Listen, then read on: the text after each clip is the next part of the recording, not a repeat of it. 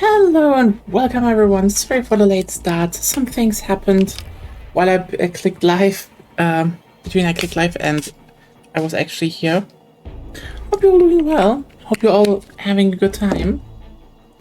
Yeah, it's a brand new update. We have a new map. There's also a new mode. We tried both. Well, it's a new map. Quotation marks. This is an old map. This is another remake. First the season was Golmud Railway from Battlefield 4. Today is Grand Bazaar from Battlefield 3. Couldn't be one different. One is big open vehicle. The other one is actually pretty close quarters, but still with vehicles. So, yeah, that's going to be quite interesting. And I hope we're gonna have a good time. Honestly, I think the Nintendo, also hey John, I think the Nintendo Direct really just depends on, are you a Fire Emblem and Xenoblade fan or not? Like, everything else in it was just like, well, it's that, Star Fox game again, that, like, everyone disliked seeing, and after everyone, voiced that, all the Nintendo fans started saying, well, everyone actually likes that. Yeah, you know what? I saw that and I'm, you know, for that, I'm like, yeah, this is probably the best day for you. Truth be told though, it's not like the Xenoblade announcement was actually like, okay, here's the thing. I've heard from a lot of people I should play through Xenoblade Chronicles 1, 2, and 3, that they're fantastic. We have Xenoblade Chronicles X for the Wii U here, even in the Collector's Edition. So, you know, that's the one we have. Because it was the open world mech game and you can make your own character. I really like that one. It has problems, don't get me wrong. Probably the Switch 2 version is better.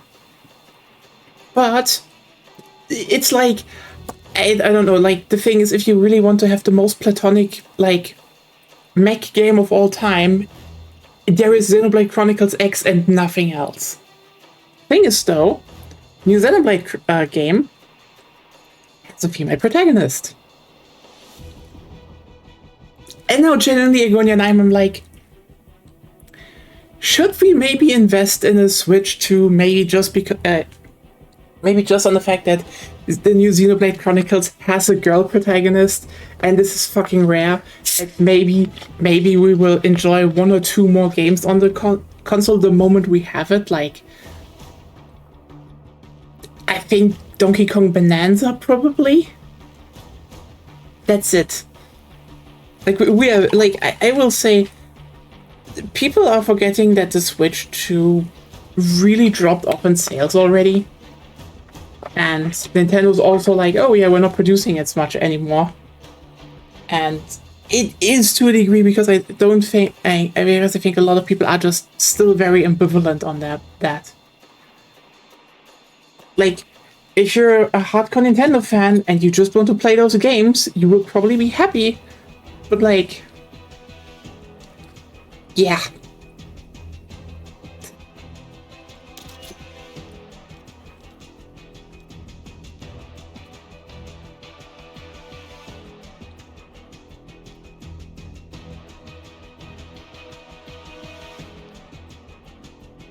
Yeah, no, Xenoblade and Fire Emblem, they look good. No question.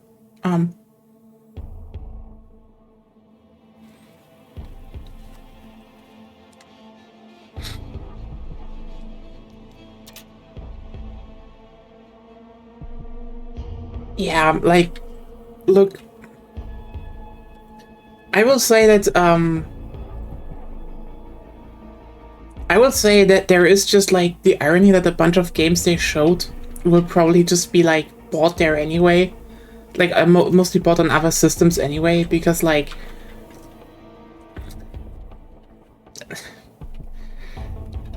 look, if you just have a Nintendo Switch, then that's that. But like, if you're like everyone else, I mean, that's just the thing. Like, you know, for example, they showed Kingdom Hearts 4, And it already was like, oh yeah, this is probably running on the Switch too, but it looks rough. So like, guess where probably most people will buy that game.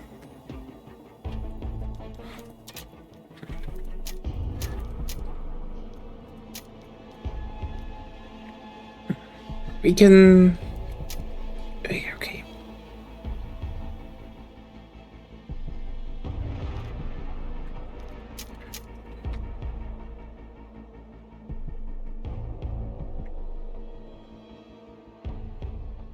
Yeah.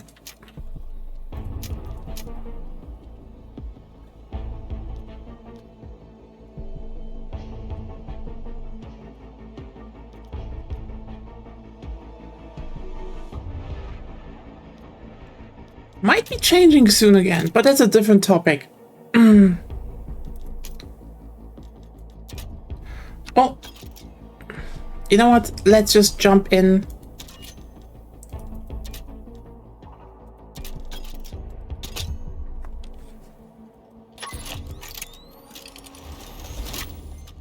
I mean, honestly, I will say, you know, besides Microsoft, but like, again, that thing turned into a shit show afterwards, and also Microsoft supports genocide.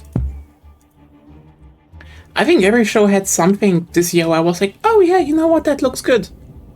Like, for example, at the State of Play, I will say, for example, obviously God of War Low-Fi, good. The new Until Dawn 2 also looks actually pretty interesting. I like that they continuing that.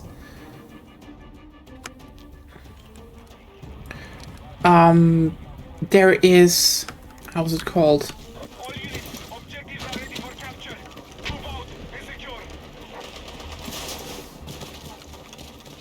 Oh yeah, no, I'm more like, you know, in terms of, you know, story and all that, the new God of War actually looks very interesting because it's just a funny situation, in my opinion.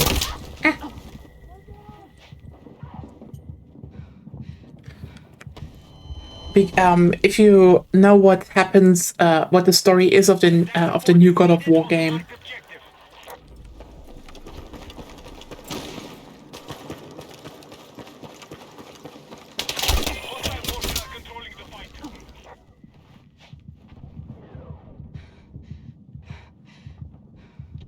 You're right, they also announced a new Atelier game, right? Oh. Yeah, it was all over the place a little bit. There is definitely more going on here.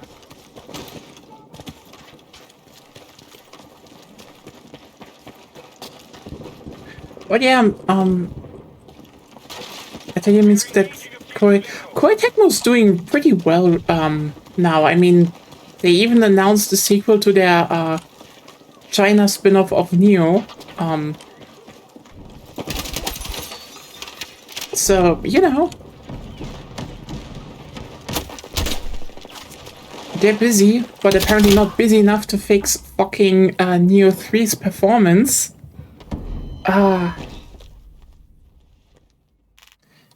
But yeah, I'm generally just like, I think there was always something interesting, so...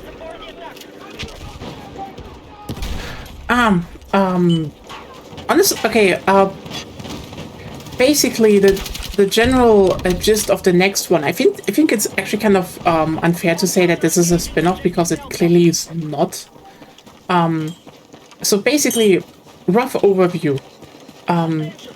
The last two games were set in Nordic mythology and basically start when, like, the first of the, they say reboot, but it's basically God of War 4. The first of them starts when Kratos and Atreus, like their son, cremate, well, his wife, / Atreus' mother. And then they basically go on an adventure because she was like, hey, can you please spread my ashes from the highest mountain in the realms? And that's like the whole... And then a lot of stuff happens because, you know, the woman actually planned a lot.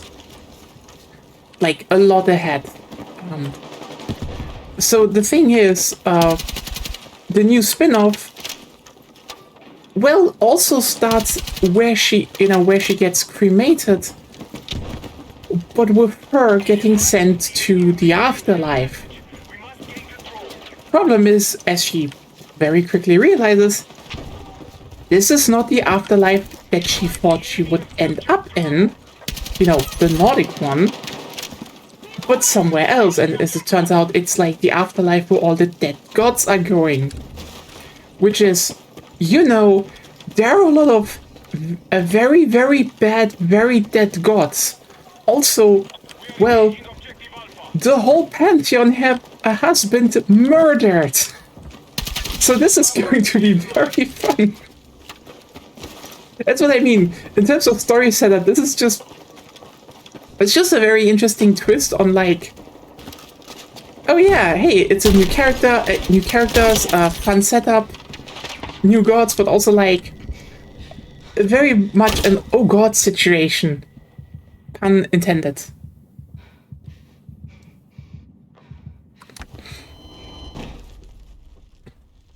Like, she instantly runs into Sekhmet, aka the goddess that got a little bit too much into punishing humanity. Just a teeny tiny bit too much. So yeah, shit's boiling. But hey, we also have the gelatinous cubed sidekick, which is, I think a Sumerian one. I don't know the name anymore, though. But yeah, it looks pretty good. I'm definitely looking forward to that one.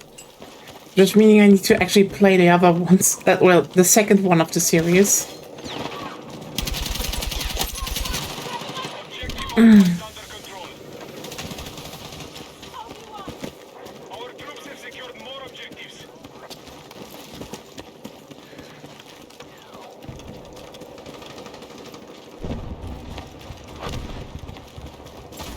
But yeah.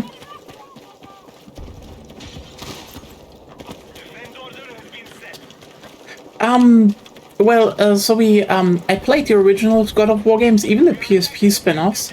But on the PS4, the ones we only played, well, the first quote-unquote reboot, but not Ragnarok yet. And we still need to play Ragnarok.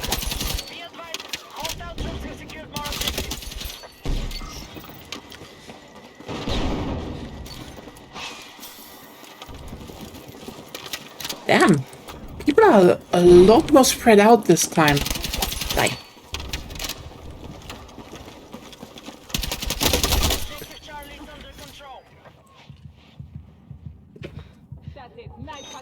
It's like, still need to play the second one to see where the end of the journey is for Kratos.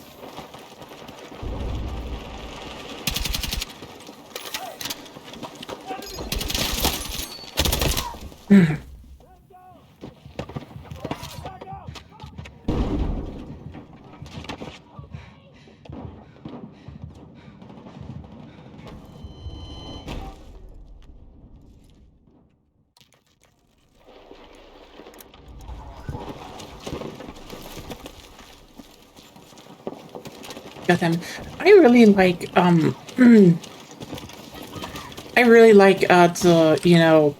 quote unquote reboot God of War, because like it is a sequel. So if you actually know the old games, you do get a bunch of stuff out of it, but it's one of those really good just action adventure games, more for the casual audience. Like, it's generally one of those you play it and you're like, ah, yeah. Yeah, no, I totally see why people got into that,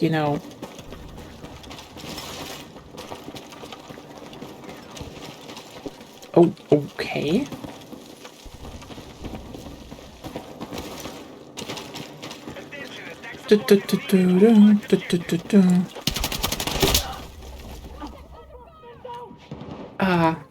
Oh yeah, no, I'm looking forward to that. I mean, hey, Stronghold 4 looks interesting. From the PC Gaming Show. So...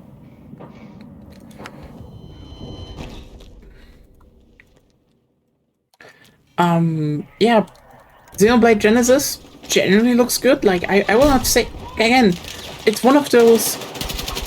I need to think about if I just grab one used or when it's still cheap, quote-unquote. But we'll see.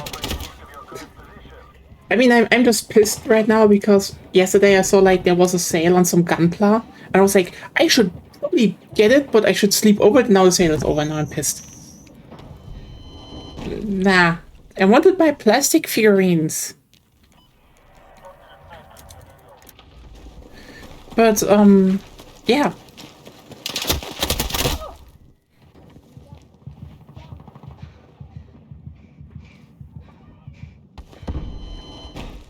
It's, yeah, I would say it was overall a pretty solid,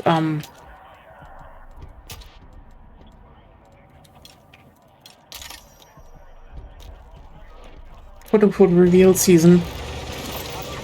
You know, aside from the Microsoft went into full meltdown mode, which was very interesting to see.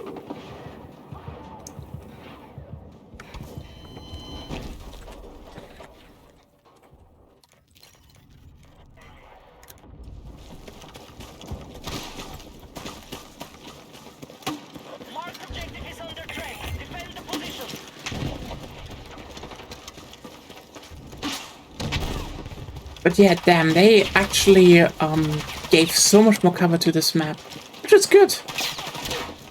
It did need that. Our troops are winning the fight. Push ahead.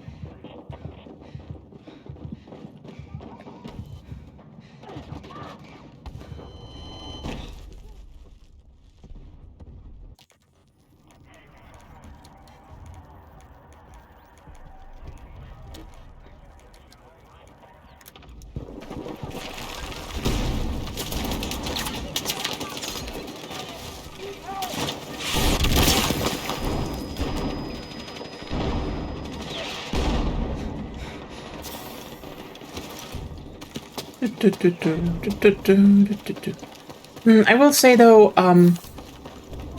wow, the CGI on the Ocarina of Time remake looks ass. Like, I did not need to see very ugly, realistic child Link. Like, no, that was... What is going on there? Who approved this?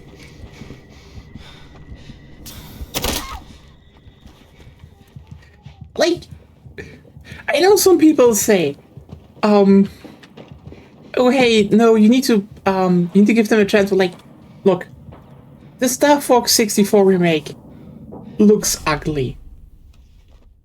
I know this is like probably the first taste of quote-unquote not completely shit realistic graphics on a Nintendo platform, but I'm sorry. It's kind of ugly. And the Ocarina of Time teaser was just... Yeah, if that is the graphic, I like the aesthetic they're going with, no. No is probably the best thing I could say about that.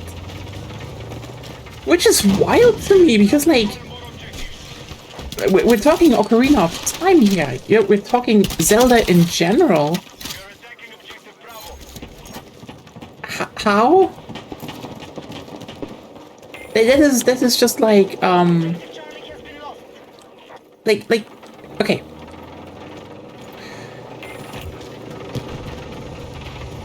Just to be very, very basic here, I do think Nintendo has multiple times actually shown that they actually have a good hand in knowing how a Zelda game can look like on a very wide variety of aesthetic spectrums of the spectrum. And I do think it's pretty good in a lot of cases. Like, but whatever the fuck that CGI child was, I know. Hope that was just like a very bad mistake in some case. Like,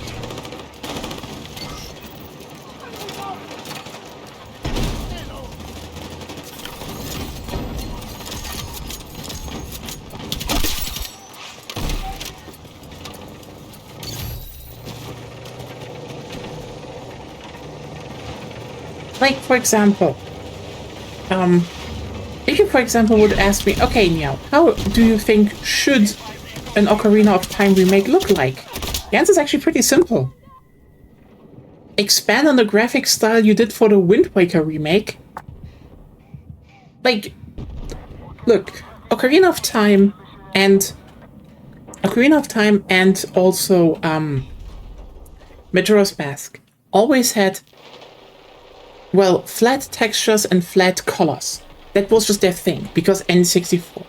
They just had, you know, the thing is, it was very cartoon. Like, Ocarina of Time is cartoony. A bit darker, but it is cartoony.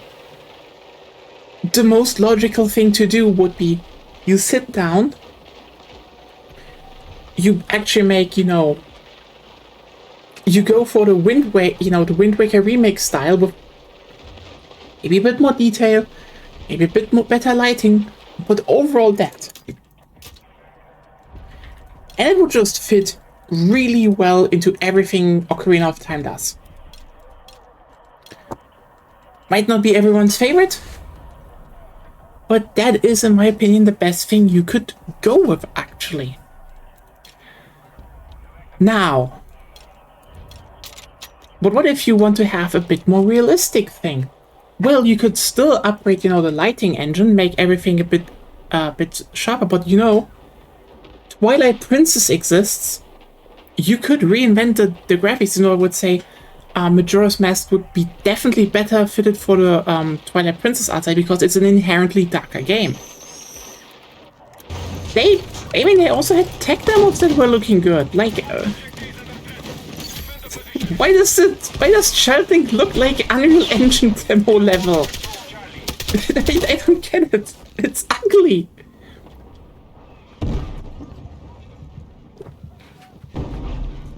It's so weird to me, you know?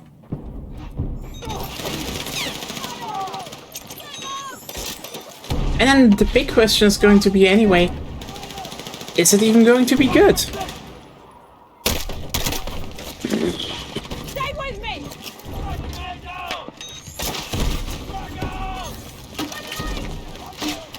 Be advised, hostile troops have secured more objectives.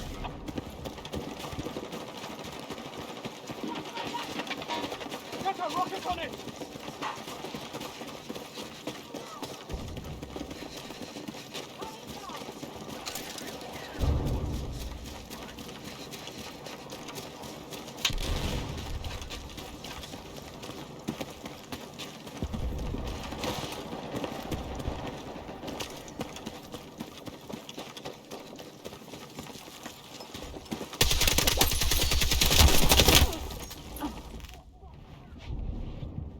Then again, just to be very blunt, I do think the biggest problem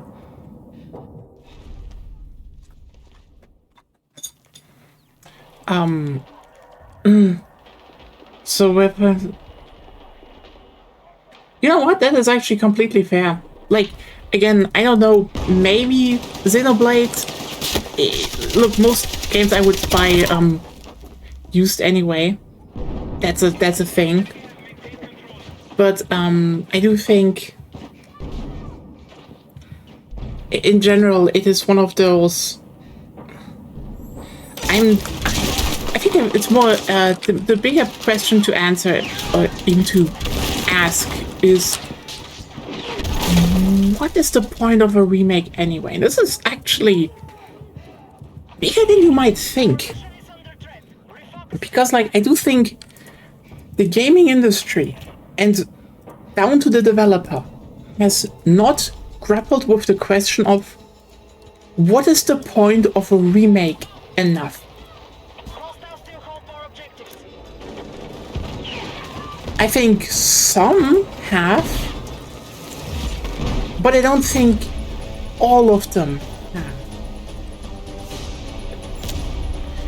Like, this doesn't even, by the way, quote unquote, talk about, how's it called? Just the general quality of the game. or if it has been made by accident or not. Like, there's a difference between, you know, keeping games available and by the necessity of the fact that games are how they are. That sometimes means that you need to just change stuff in the background. You have to. This isn't me saying...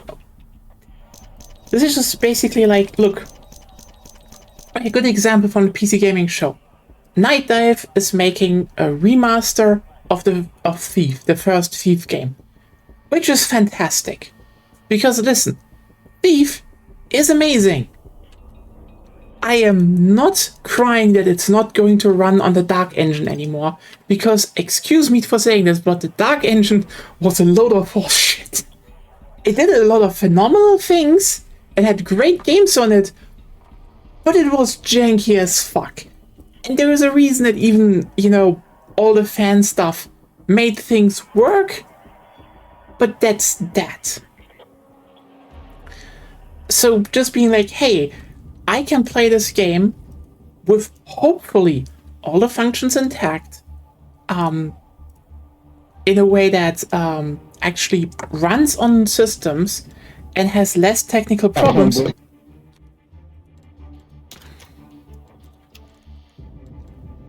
That is actually great.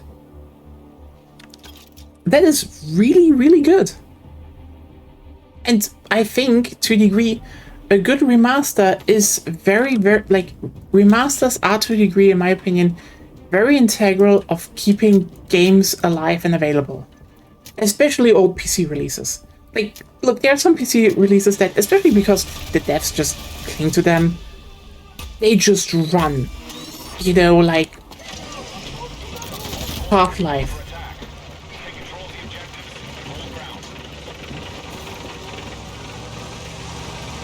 I like that they added a roundabout here. That's just like, oh, that's good infrastructure in Destroyed Cairo. I really like how this map looks now. It's so good. This was a shitty parking lot. Can you imagine that? In the original title, this was a shitty parking lot, and now it's like, landmark. Yeah, no. The thing is, having something that, having like updates that run on more modern systems, that is good. I totally am down with, you know, good ports and update works. That's, don't get me wrong. Those are just kind of a necessity in any shape or form. However,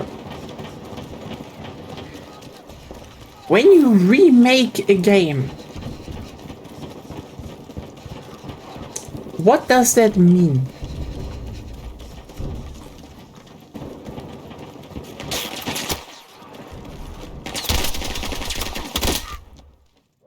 That's actually kind of big to think about. Because on some level, you could say it could be something like,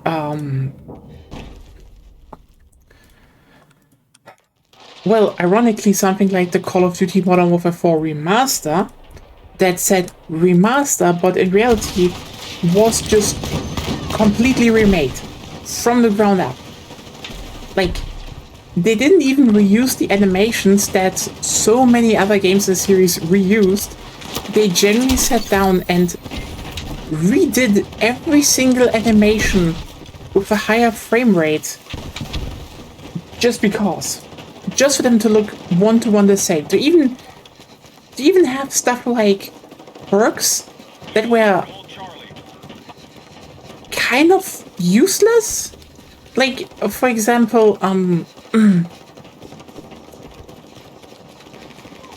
you know, this was like more of an experimental time anyway, but here's an interesting thing that the original game had. There was a thing called eavesdrop. Eavesdrop literally allows you, when you're nearby, to hear the voice chat of the enemy team.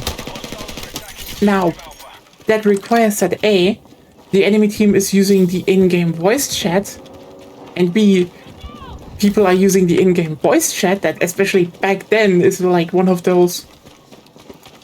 Yeah, this was probably happening on one console and not even then in the capacity that it was relevant. But you know, the thought counted, and you're like, okay, that is stupid. They still brought it back in, and that's respectable. But is it really a remake? Chips tomato.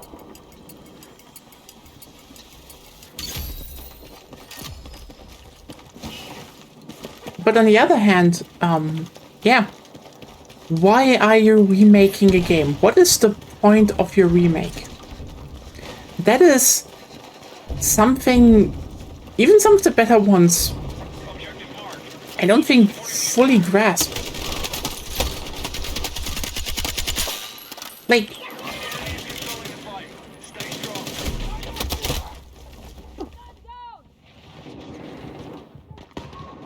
okay, that's all. I mean, you know what? I don't think that is only the thing, but hey, I mean, I will say, especially publishers probably see it as that. Like, oh, you can re-release something.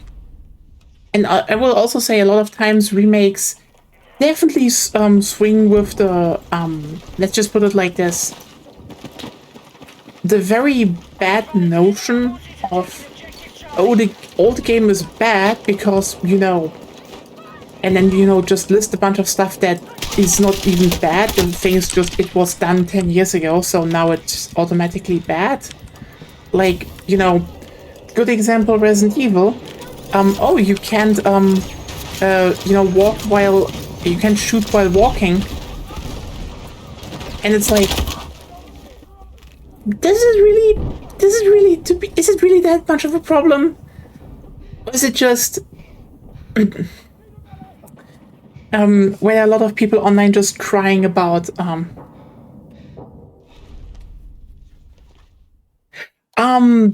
that's actually where I would dispute that, because again there are a lot of remakes that are very much new games to a big degree. For example, Capcom the Capcom ones, and I'm definitely interested in them. Like, I'm interested in how Code Veronica will be. Like, that is we're definitely getting into the territory of what Veronica had problems, very much. It's just also like, I think the point I want to make is a good remake is like a music cover. Because like there are a bunch of covers of songs out there where you would probably not even think that they are covers, because the covers were so good they actually got more hold in pop culture than the original, because the new band, or well, a different band or musician added something to the song that you just didn't expect, and that is interesting. I think that is the big difference. Like, a good remaster is just, look, it released on vinyl, it released on cassette, now we're releasing it on CDs, or, you know, with just better audio quality and higher amounts of data. That is completely good. That is completely correct. That should be done. Like, you know, new releases and with better data quality is always a thing music should have, and also, you know, in the same term, a game should also just keep running on a new platform, even if that means someone has to sit down, do some work, and then they just resell it to a degree again. And debate about the details, but that's important. That's the thing with remakes. I think a lot of them generally are just there to a degree because right now people think, oh, people are doing remakes. And like, where is your interpretation of the material different? And I think the one that grappled it with the most is, unsurprisingly, Final Fantasy VII Remake, because goddammit, it's Nomura, and Nomura definitely thinks about games and writing and stuff a little bit more than the average person. Just a teeny tiny bit. Like, the fact that it was called Remake and you had to take that very, very, very literally shows that he definitely made a few more thoughts on the topic than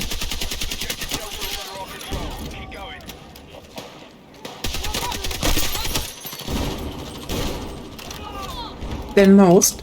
Then ironically, I think Capcom is very much an up and down. Like,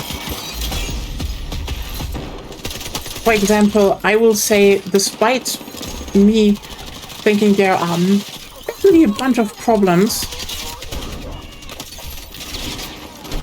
to it, I do think the Resident Evil 2 remake is actually way more worthwhile, and also, you know, Resident Evil 1 remake in the same vein, than the Resident Evil 4 remake.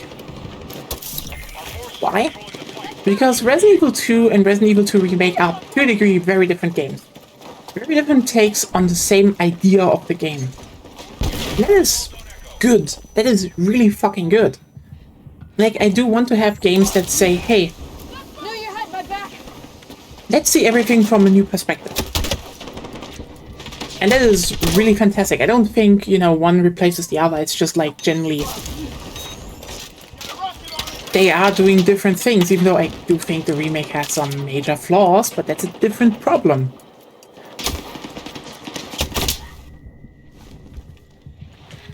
Similarly, by the way, I do think when in multiplayer games people remake maps, I do think it is actually better to relocate settings and make new stuff, because that actually is more interesting, because it reinterprets what the layout could mean. And then, you know, the more we go down with that, we definitely pass the territory, for example, Dead Space Remake. A remake where I will say it's a lot of times just the same game, but the novelty is that it's System Shock. You can actually travel from each sector of this map to the other ones. It's not linear anymore. It's like you unlock the whole ship. And that's cool. But we are already in the territory of, like, we're nearing the territory of, you know, oh, it's not a full reinvention. It's just more things you wish you could have done back then. Which, again, still cool, but, you know.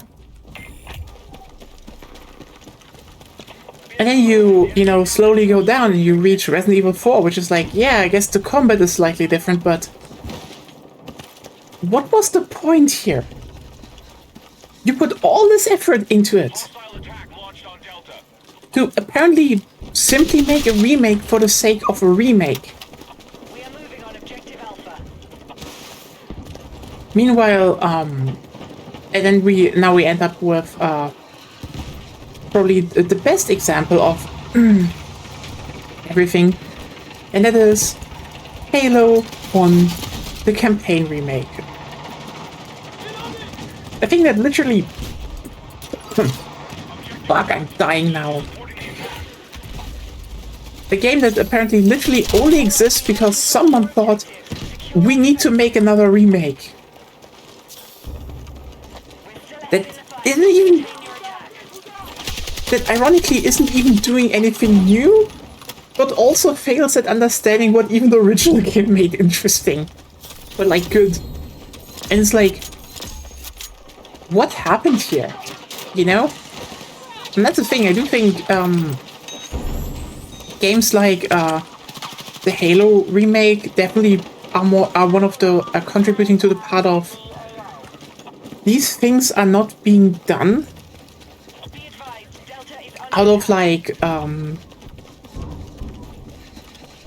of the idea of someone saying, oh hey, I have an idea and I want to actually do something with that. They definitely fall more into the idea of, well, remake sells, so I guess we make one. Meanwhile, you know, I do think we should actually have way more of the, you know, Final Fantasy VII Remake kind, which are like, I want to say something with that shit. With the very existence of it being a remake, and I think that is important.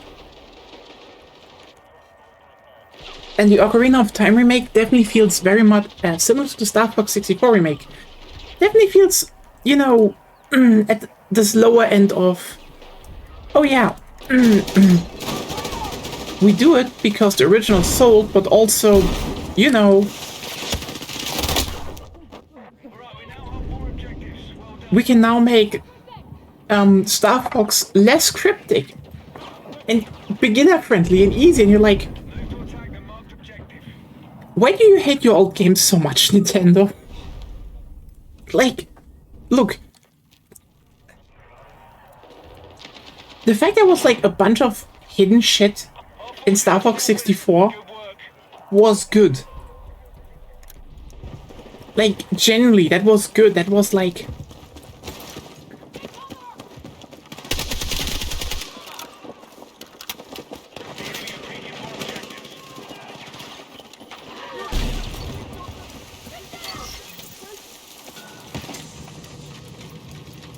It's kind of wild that we have to look at something where they say, oh no, we're making this just not a secret anymore. And like, okay.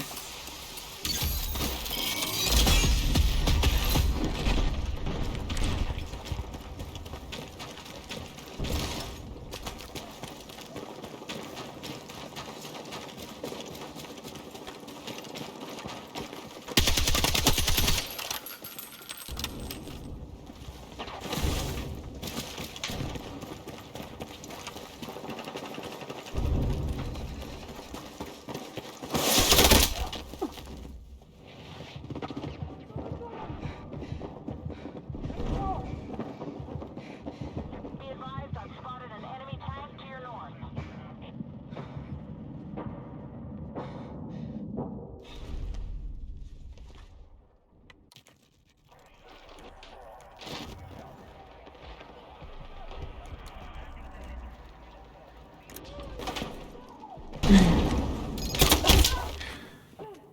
There's also... damn it. My voice really wants to kill me today, which is very fun, actually.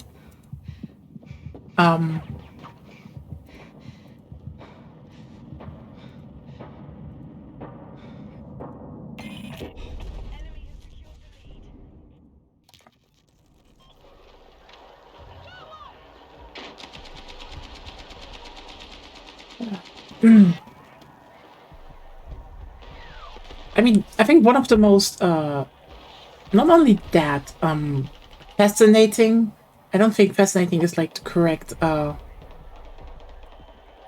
is the correct word. It's more of the case of,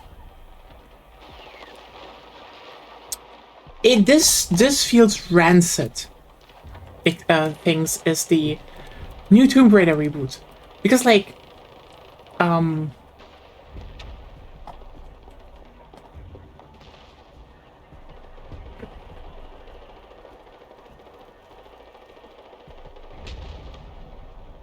oh shit, I just realized I never said I'm live. Oops.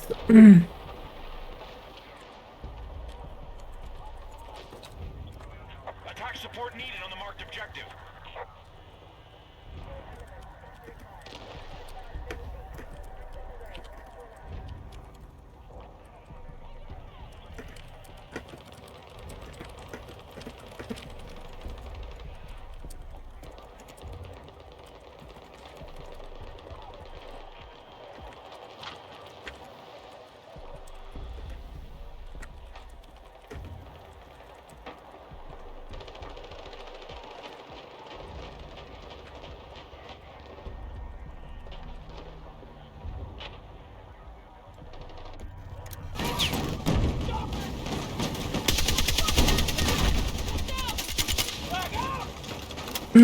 Because like, the Tomb Raider reboot is, like, Tomb Raider, remake is so funny in my opinion.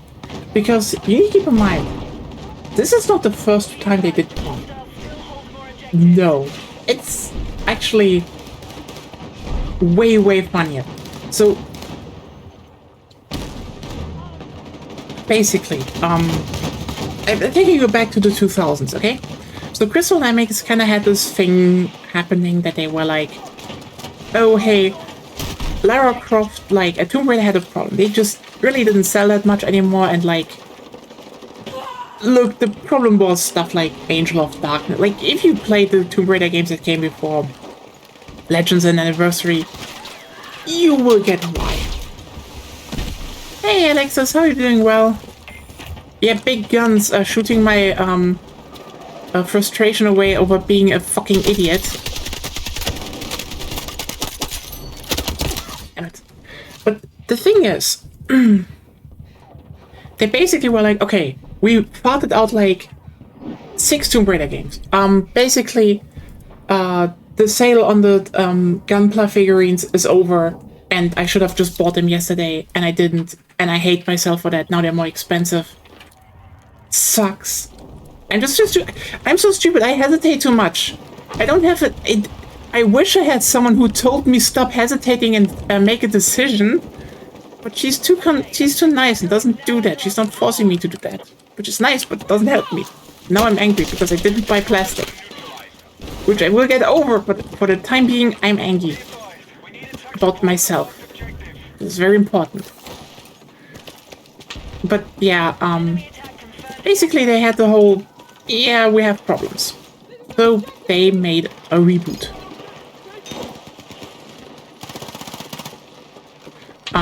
And here's the thing. The remake of Tomb Raider, like the first game, like Tomb Raider Anniversary, that was good. And also, it was there for one simple reason. It was actually there to loop back into the story they wanted to tell. Yeah, I know. I get why. Like, I mean, look, those games just... Well, like, they made them because... I mean, that is definitely one of those things when people talk about the good old times, that the biggest problem, like, every developer faces, that they... Like, it usually gets reframed as, well, it was the tight annual quota, but, like, those were also imposed by the studios to a big degree, like... This was one of those, hey, our game makes money, I guess we just keep making the game. Yeah, it was also just not the best title, but it's a different topic. And so yeah, they rebooted Tomb Raider. And they were like, hey, we're starting from the beginning, we're changing some stuff, but also that remake feeds back into our new storyline. You know, about the swords and all that. If you played the Legends games, you know what I mean. And you know what? In that context, this was a good remake and a solid reboot. I generally like those games.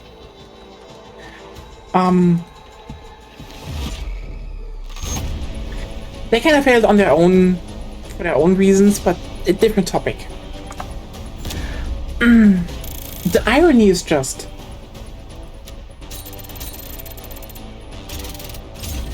If you then went and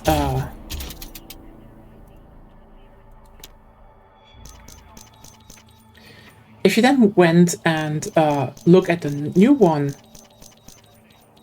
why? The only reason they're doing it now is they had a good running reboot series that slowly lost sales. Happens.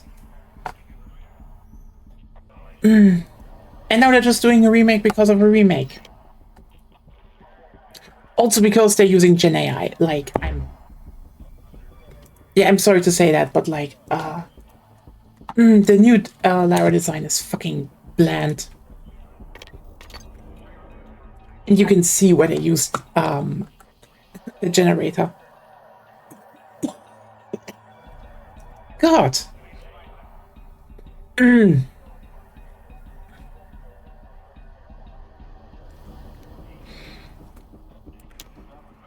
So, yeah. It's one of those things. I did help you live your dreams, so I wasn't forceful enough either. Yeah, sorry. I don't listen to that much. I'm just like, yeah, I should live my dreams, but I should also be financially responsible.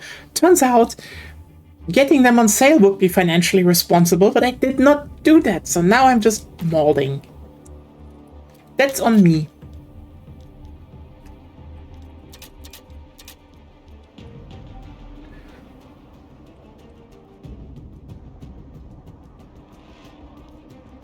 $29.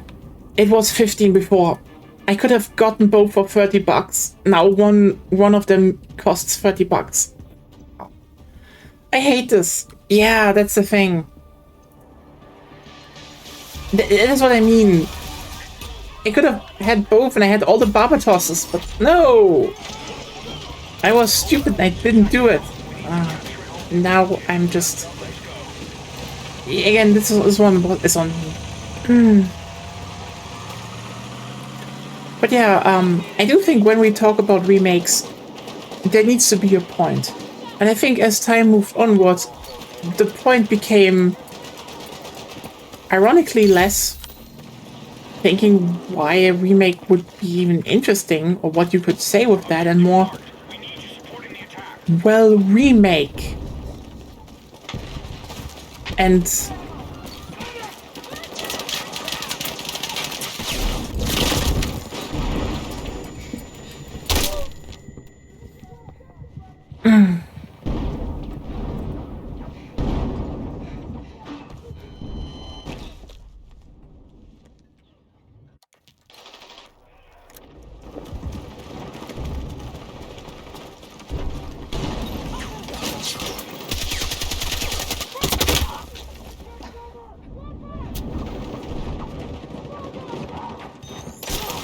I owe you one.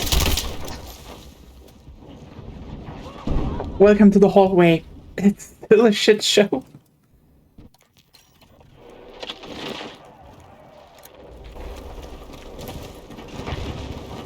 Hostile attack launched on Delta.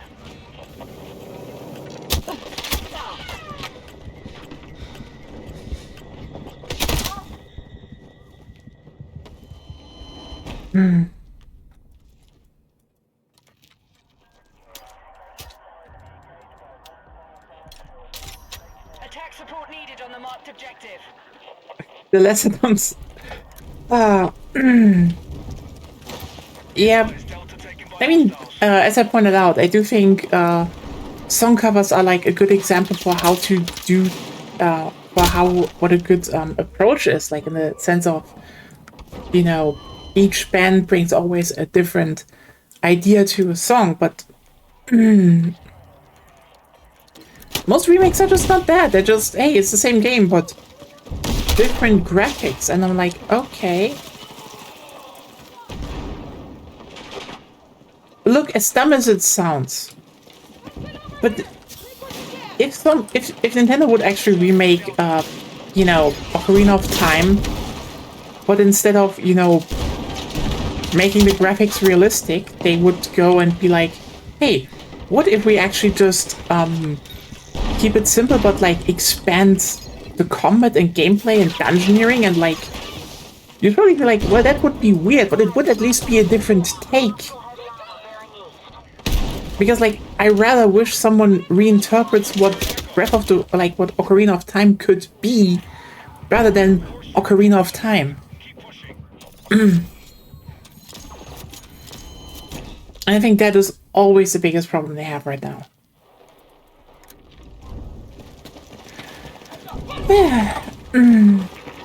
Yeah, overall, I would say there were solid announcements over the week. And the fact that Be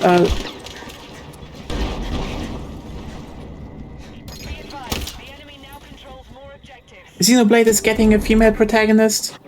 Good. We need more girls with Prince energy. Just period. Okay?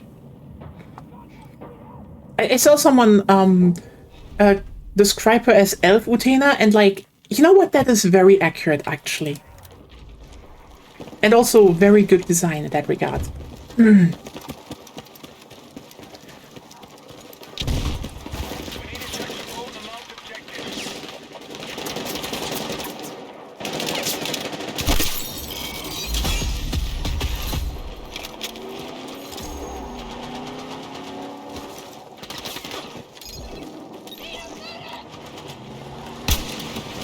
Oh my god! Fucking car! The fucking car blocked the bullet! We now hold No! the objectives. Keep pushing.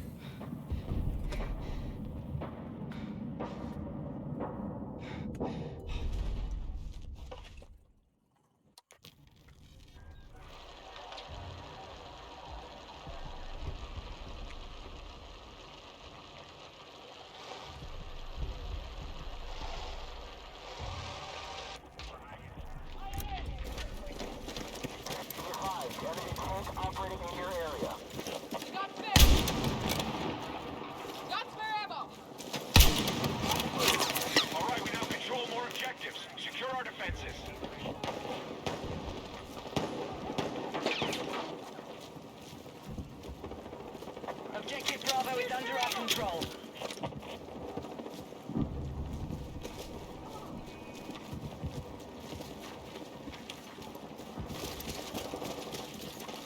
Be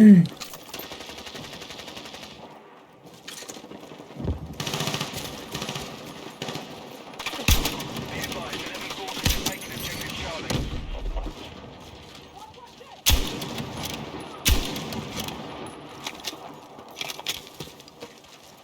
The enemy has secured Charlie. Enemy has secured the lead.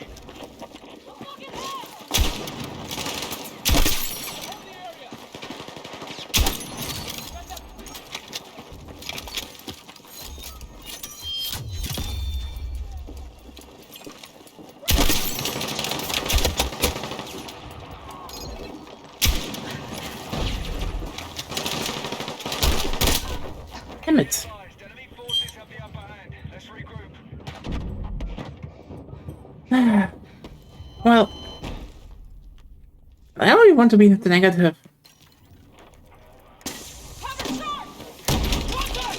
Oh yeah, the new One Piece game actually looks quite interesting. Even just for the fact that I might get it just to see I made it just to get to feed everyone the estrogen burger by recruiting Ivankov. I you know, I better see that as a feature. Like, I hope they are not cowards.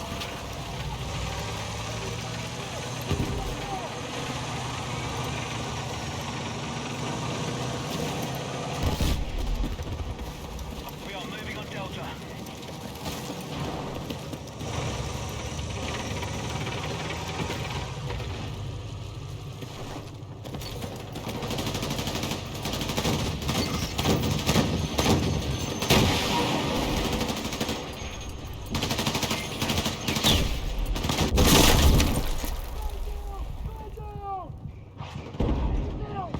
We have secured 4 objectives. Let's hold it.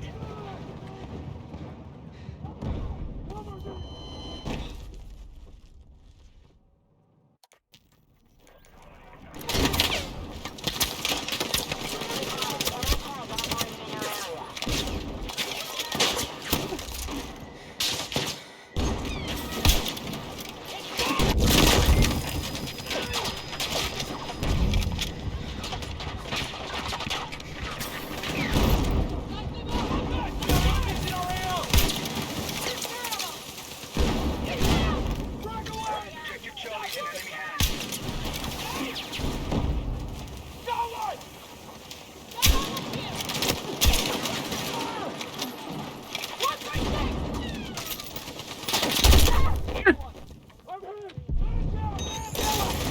But yeah, the hallway TM. Probably one of the funniest. You're a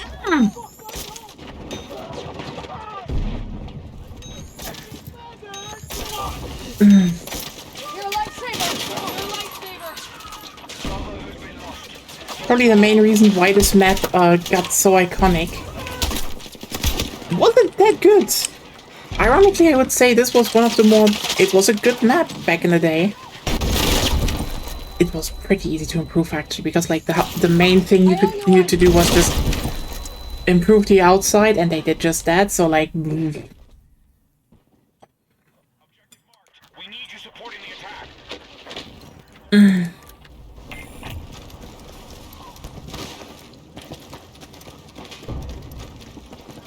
Enemy forces have taken objective Charlie.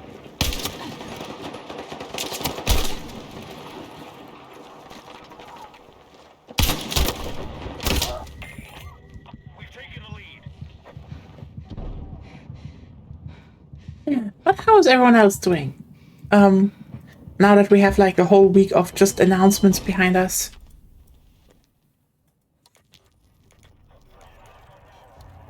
We've got a visual on a hostile heavy armor bearing west.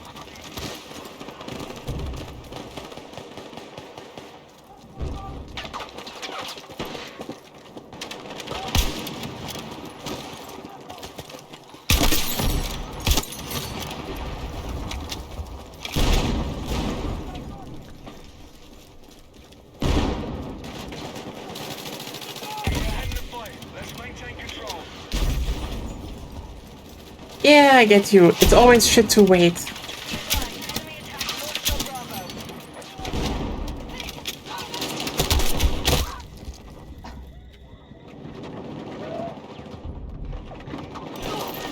Throw your weight!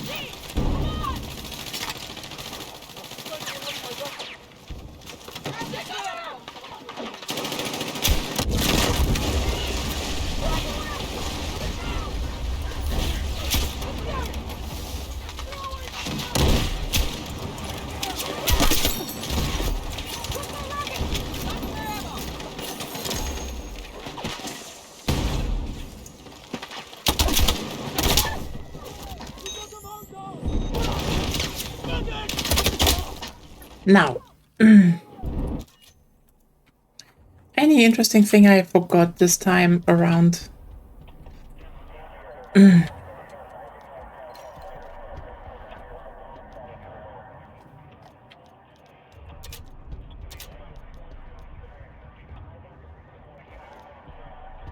Okay. Attack support needed on marked objective.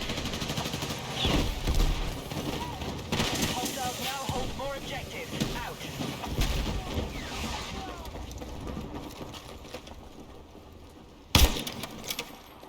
Be advised, enemy tank operating in your area.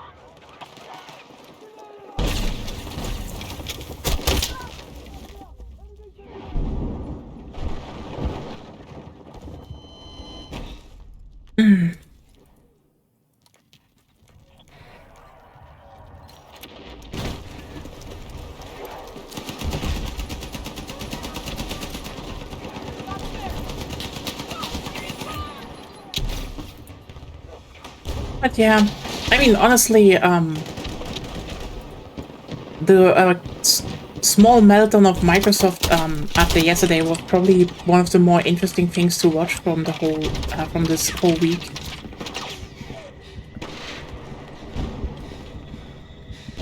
Like, for anyone who doesn't notice, basically, for if you're not like somehow completely drinking the marketing juice. Look, I would not buy an Xbox because I don't even know if that company is going to be a thing in the next years. Well, Be advised, enemy if that is the case, it's probably going to be more of the case of I actually might buy one of the last ones just because it's going to be an interesting relic to look at. But oh wow.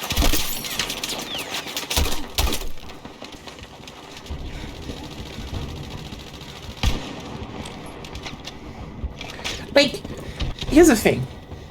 For everyone who doesn't know the general overview, but a while ago, Phil Spencer left Microsoft, and let's just be clear here. Not on good terms. Period.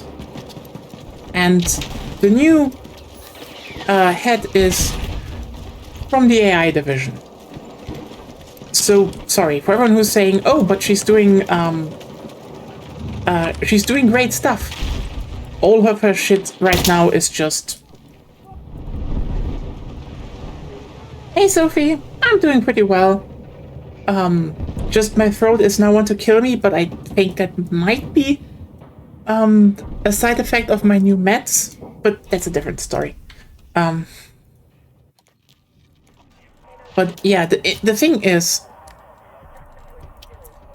they didn't part in they didn't part like on a happy note, and I just will point out, look, Pete Hines from Bethesda, like this guy agreed to the sale to Microsoft because he was like, it was great working with them. Then he worked at Microsoft. He hates them.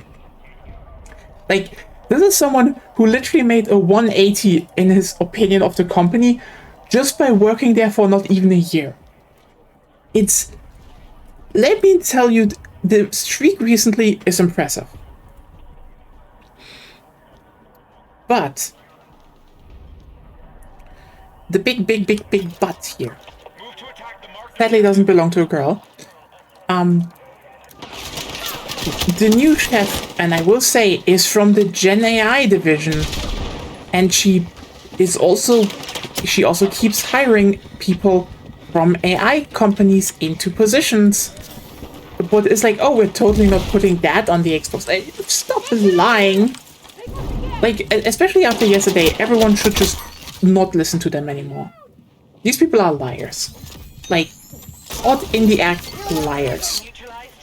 And that, like, in less than 24 hours. It's kind of insane. So basically, what happened? Well, they kind of had a whole... well, basically, her thing is that she just does everything that Twitter tells her. Like, this is why Xbox just rebranded to being in all caps lock. Because of a Twitter poll. That's it. It's kind of insane. It's incredibly stupid. She literally just confirms everything people wants to hear. There is no plan. So the thing that happened is, after, you know, yeah, it is incredibly embarrassing. So one of the big things that happened is that Sony, and look, even under Phil Spencer, Microsoft just tried to copy Sony the best they could all the time, which is saying everything about their strategy, just, you know, basically copying their quote-unquote competitor, which isn't a competition because, again, I said this yesterday somewhere else, there was just one PlayStation generation that ever not broke to 100 million. The PS5 is already, like, well above 90 million. They get there. There is literally only one Xbox generation that ever went above 50 million. There is no competition. Anyway, so what happened is, Sony, and I will say, completely correct, realized that the whole we bring stuff to PC is definitely not working out for single player games. It's really good for multiplayer games. See all their co-op games. So they're like, you know what? We're just going to make exclusives again. Like, you know, Nintendo. Which is, by the way, when people now say they will lose money, they lost so little money on that. And they did the math. Because you're basically saying, oh, hey, a strategy that worked for decades is just not working now anymore. And like, look, I know it sucks. I get it. I would also probably like to have someone on PC because it makes stuff easier to stream. But most of those arguments are just salty PC players. Not really with any real, like, backing up because, like, again, good exclusives always sold a platform, and Sony always had exclusives that hit a very big audience. Objective Echo neutralized. Yeah. So, you know, after Sony decided we're just going to make our single-player titles exclusive again, and, you know, immediately announced, like, 3 of them, and they all look good, Microsoft decided that, we're also going to be exclusive again on console. We're still going to bring, you know, the next Gears of War game, which is, by the way... Oh, we will talk about that. So the next Gears of War game, which is a prequel, for some reason, because, you know... I guess the new Microsoft leadership decided that the one series that was a little bit woke with a female protagonist had to go back to the original cast long before the events of everything after the first game, because, like, fuck it, generally. And, you know, this is their new exclusive, by the way. This is the one they do not bring to PlayStation, because... We've secured more objectives. Let's hold it. Fuck all. And they're saying this with, like, yeah, we need exclusives to strengthen our brand. And, you know, everyone laughed at first, because, like, sorry, the last time Gears of War pulled people to a platform was Gears of War 2. Gears of War's dead. Like, it has its fans, it sells. It's not a platform seller. Halo also doesn't, but they still haul them out over and over and over. So the thing is, this was the laugh. Then one, I think Matt Booty even, like one of the higher ups came and was like, "Wow, actually, it's going so well. We can't produce enough consoles to meet the demand."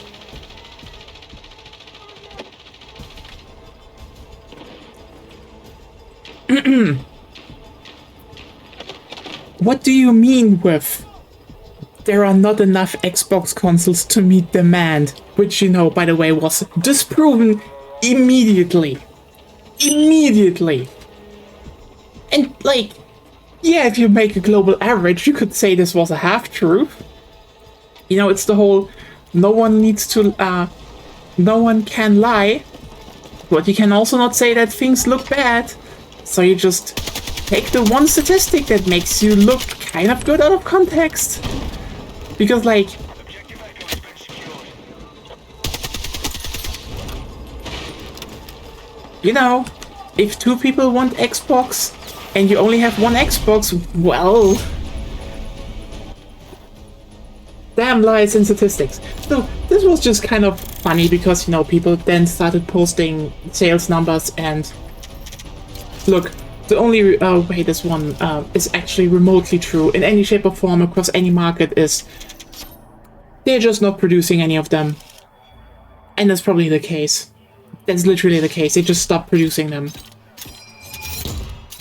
That's probably also why they keep being so cheap in comparison or don't have price raises because, again, they just still have stock. They don't need to make them. They still have the cheaply made ones.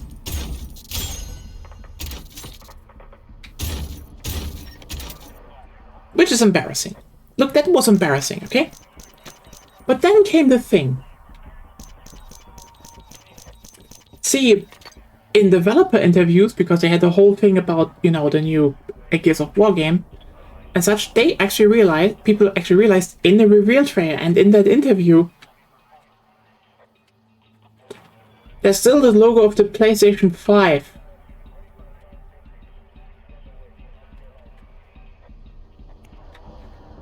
They quite literally changed the decision to release it console exclusive so last minute. They didn't even have time to edit all the trailers. Which they then probably, by the way, took offline because, oops. That happened. And you're probably now like, okay. That's kind of embarrassing. And it is.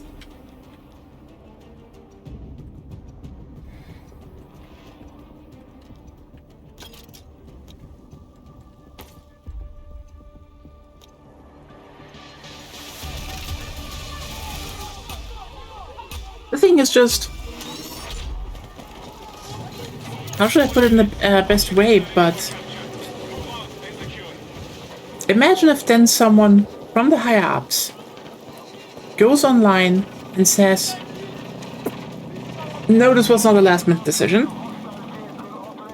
We totally had this planned for months. Just only 3 people knew about it and we didn't tell anyone else. So that is a lie. Like, he lied. He just went online and lied. That is just like a fucking flat out lie. Because, listen, any option around it would be worse. Like...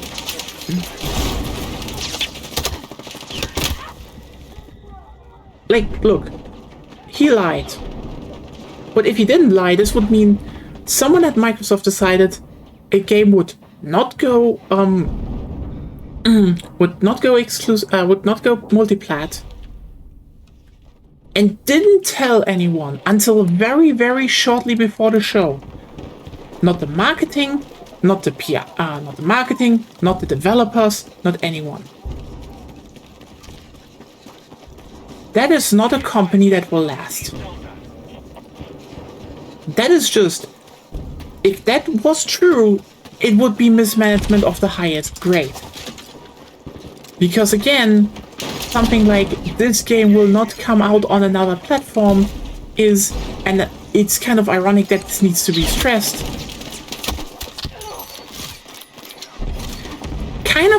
deal. And developers should know about that? Like, I mean, this is so utterly literal, because, like, look, I got you. if you make a game, okay? If you make a game as a developer, and you genuinely have to, and you have to, you know, put your workforce, you have to split it to a degree, like, you have to ensure that it runs on multiple systems, and then only, like, minutes before, like, the reveal, someone tells you, the thing, you know, you should not have bothered with one of the systems. It's scrapped. Muhammad Al-Safasku. Okay, you need to give context for that. But yeah, that is just that is embarrassingly bad. It is just like, I'm sorry, if that is truly the case, that part of the company is so mismanaged. You should not expect them to last long. Or it's a lie. In that case, you should not expect anything from them. Because again, it's either mismanaged, bad, or they're lying. At that point, anything they say is just bullshit. They will just say to appease you. Period. And the fact that everyone just apparently got marching orders to pretend that this was somehow, you know, planned long ago, and they just need to find reasons for why. No, that doesn't really strike me with any confidence either. You know? It's just, wow. It's bad. You know?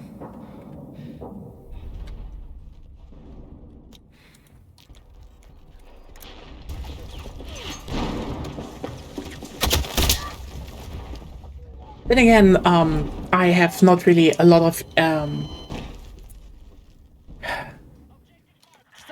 I have not, in any shape or form, a lot of trust in the prequel. Like, let me get this straight. I do think a good prequel is interesting as long as you have a good angle for things. Like,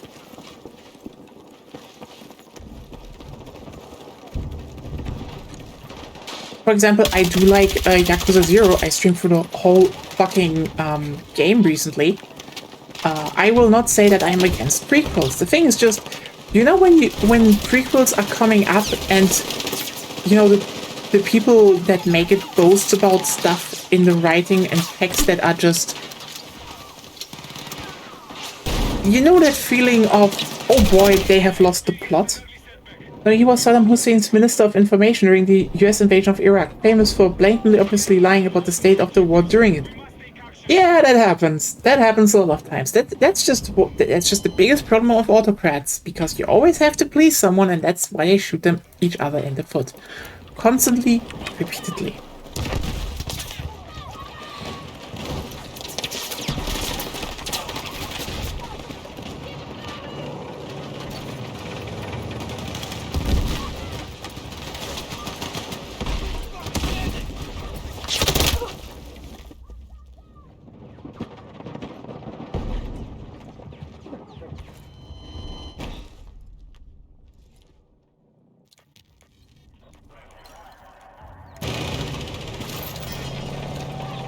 But, yeah.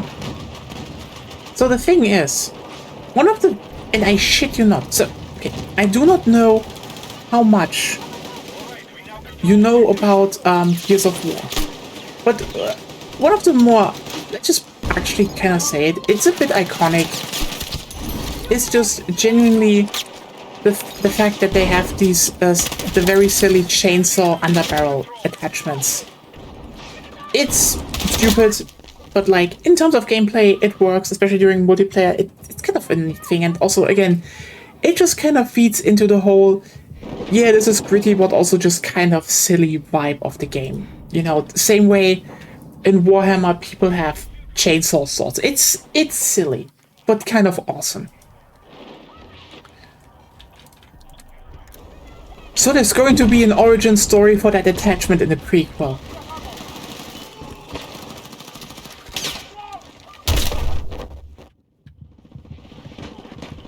Can you already smell the rancidness? Can you smell how the writers have no idea what they are doing? Can you smell how this... And here's the thing, I cannot prove they haven't used it. They would need to flat out deny all of it, but you know, they're run by Microsoft. A company that has invested so fucking much into it, wouldn't surprise me if it is everywhere. Doesn't this smell like someone just asked, you know, Gen AI to write this, to have like ideas for prequel, like origin stories? Because like, who the fuck would want to hear the origin story of a goddamn gun attachment? It's like, and they even spoiled it. Like,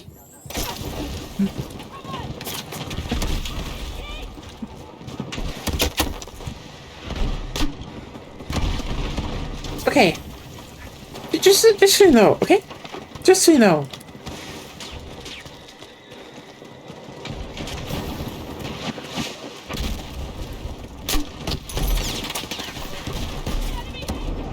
The original lore of this thing, and like, I know that I'm using this more as a, this is just the explanation for where it came, was simply there were like a lot of war, like you need to keep in mind the backstory of the whole Gears of War series is basically, the whole story is the planet that the people live on had like basically a version of World War II / World War I, like wrapped into itself for decades. It was horrifyingly. And then at the very end, one faction actually won, and everyone was just kind of happy that it was over. Like there was some form of peace. And then turns out there was a whole different civilization of other beings living beneath their feet, and then they attacked. And then they started nuking their own cities. Look, one of the reasons I kind of like the original Gears of War games were just like, they were like definitely trying to be a deconstruction of the action genre to a degree. They were bleak. And the thing about the underbarrel chainsaw was just, it just added to the bleakness, because the reason they added it was quite simply, there was a lot of trench warfare, and people just were like, hey, literally, this is the old story. I don't want to worry about sequels in general. It was a prequel. Yeah, like, prequels can work if you have a good idea, but like, I'm just like, look, the original story was like in the wars before, you know, E-Day, you know, when the Locust, I think, was it called Locust? I forgot how they were called. Fuck it. I haven't played Gears of War in decades. In over a decade, so. The thing is, they basically have this, they had like horrible trench warfare. And ironically, armor in that universe was pretty solid. So a thing they just realized was when, you know, soldiers ended up in hand-to-hand combat, normal bayonets kind of sucked if you couldn't charge with them. So they developed a chainsaw to cut through armor. That's the backstory. That's the whole backstory. You think, you realize how much sense that makes, actually? How this is like one of those things that in the context of the world is basically a sign, like, is a thing of like a very, very horrible past, but now just a thing they still need to use to not die. It was nice. No, now the new game, actually, Special Pants protagonist Marcus Phoenix actually developed it. Like, he made the prototype. He was there. And I'm just like, what? Who's... Again, I hate saying the whole, was this made with AI, but like, what? Like, this just kind of kills so many things at once. It's kind of amazing. Like, you know, aside from the whole, there was a story. It made perfect sense. And, like, it made perfect sense. It was thematically really well done. They just switched to... But what if the protagonist did it? What are we doing here?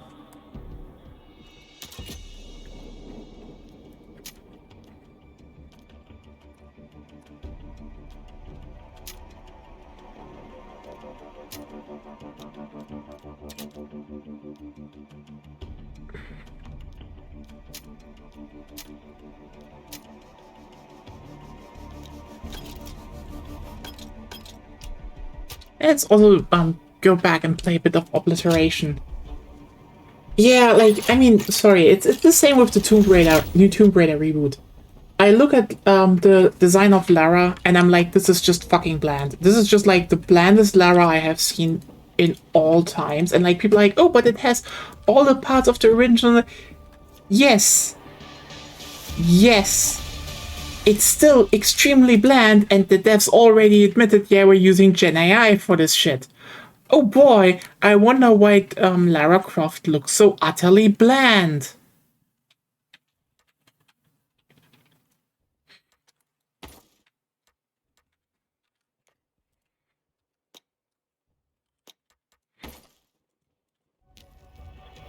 It is a hack writing thing. I hate to say it. Hostile forces have set up comms in the area. Locate explosives and eliminate their network. Be advised our terminals must remain fully operational.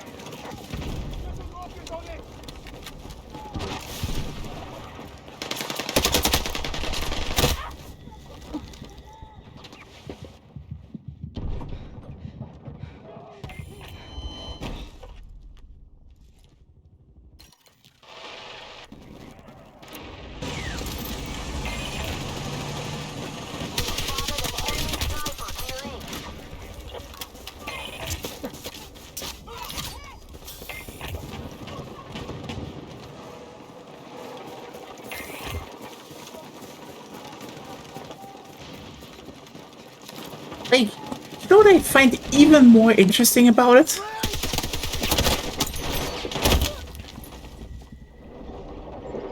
They could have just gone further back. They could have actually gone into the whole war period, like when technology advanced, when everyone was like on that whole brink of shit was the worst it could have ever been. Like, Angelina Jolie played Lara Croft. How can I make it bland? Yeah! I mean, look, here's the thing. I would say, on a very surface level, the new Lara Croft design looks the closest to the Legends one. But the thing is, every single design before the new one had some interesting aspect. You know, details that made her stick out. The new one is just like, yeah, she has a blue tank top because that was the original one.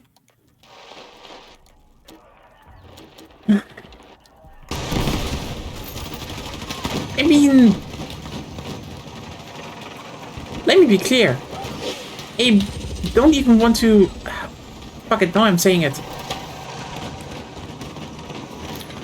People... Like, we are now getting into the wave of the few games that actually have been made with Gen AI, and holy shit, is it like obvious?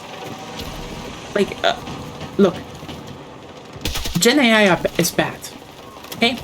But the majority of games that have it in it, and this is, by the way, not an excuse for the practice or anything, but it's just an observation. Most of the games in that use it so far didn't really use it, but mostly just slammed like shitty generated pictures in. Once again, this is not good. This is just kind of bad. But it says a lot, in my opinion, that a lot of games did not even commit to that because, you know, the cycles got longer. So, like most games, even when the CEO said, hey, you should use Gen AI, they were like, I guess we generate some pictures while it's cheap.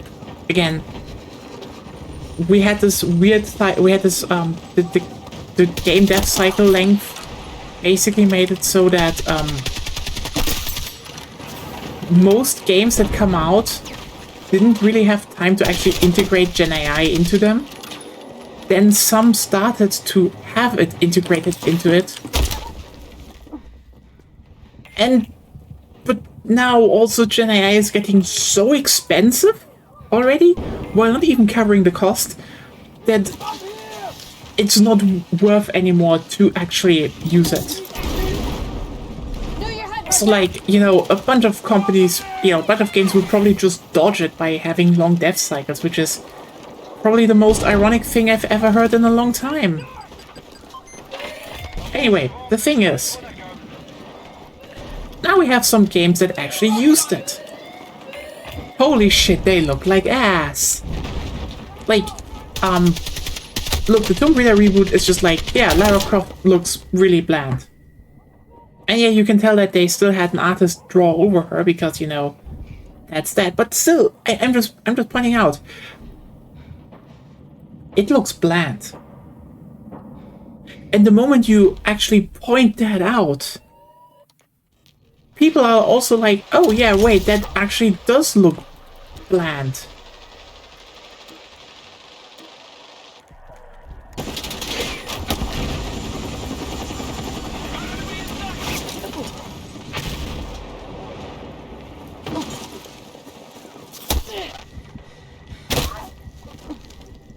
And the thing is, now Sega came around and was like, hey, we're making a live service Crazy Taxi game.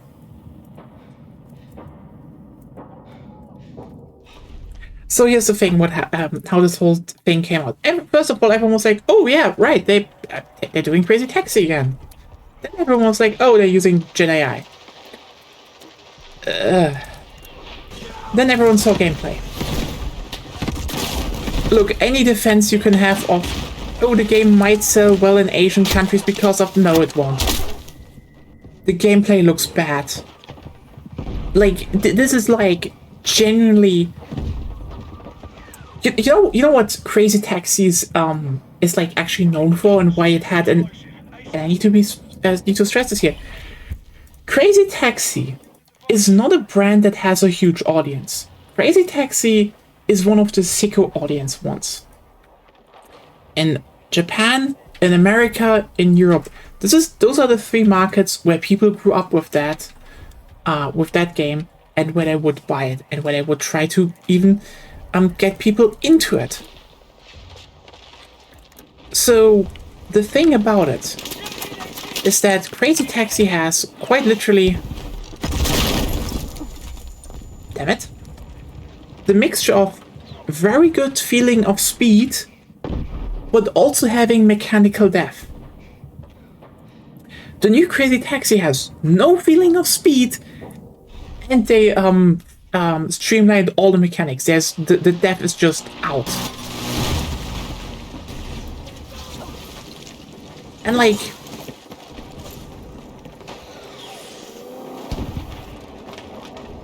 yeah, for who is this? For who is this, Sega?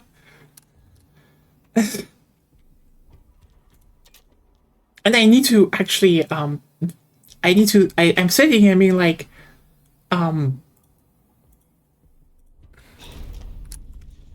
And I'm just like, okay, are we talking about this now? Just with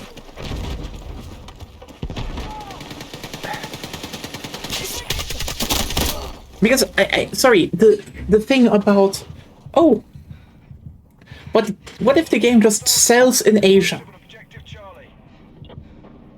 That's not a counter argument. Like, here's the thing, okay? When someone tells me, okay, and this is like, I will be very blunt here for a second. If someone comes at me and is like, oh yeah, the general acceptance of Gen AI in games in the Asian market is higher than in the West. Much higher. I will say, oh boy, your statistics are so leaving so much. Because here's the thing. This could very well be the case, okay? Let's go through this. Because people, they definitely also like, oh yeah, people actually kind of dislike it. We also know devs dislike it, which should tell you actually the most about it. If the devs dislike it,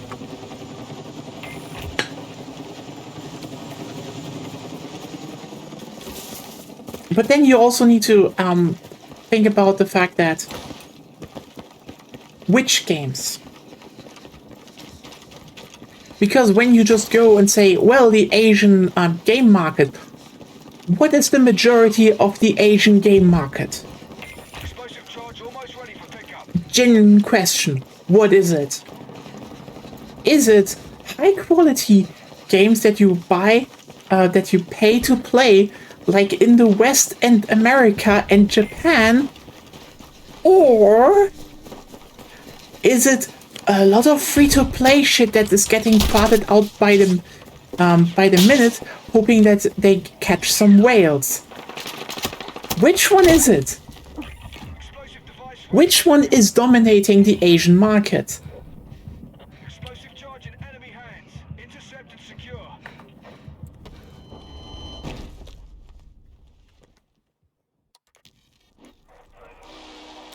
And by the way, I'm not saying that there are not good games there, okay? Like, just to be very clear here.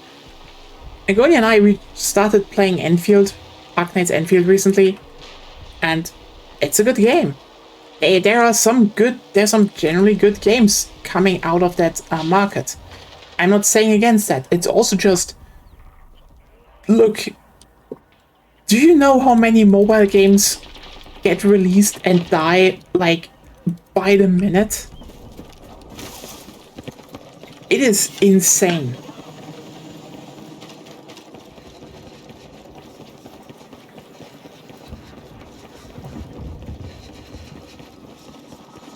Like, way higher numbers than what we have here in the West. Like, there's a reason they don't bring them over, because they know they would barely find an audience here. And yeah, probably if you look at a market like that, you can say there might be, quote-unquote, more acceptance for Gen AI in there. But, like,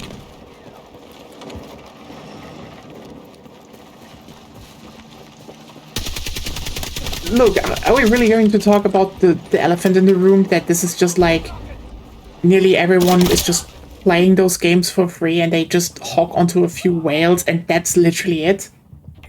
Asia is definitely not a monolith. Like, even if you just look at the Chinese market, yeah, you have billions of people, and basically, oh hey, you're getting, you get the whole filter going on. That again, and I need to stress this: the whole point of mobile games is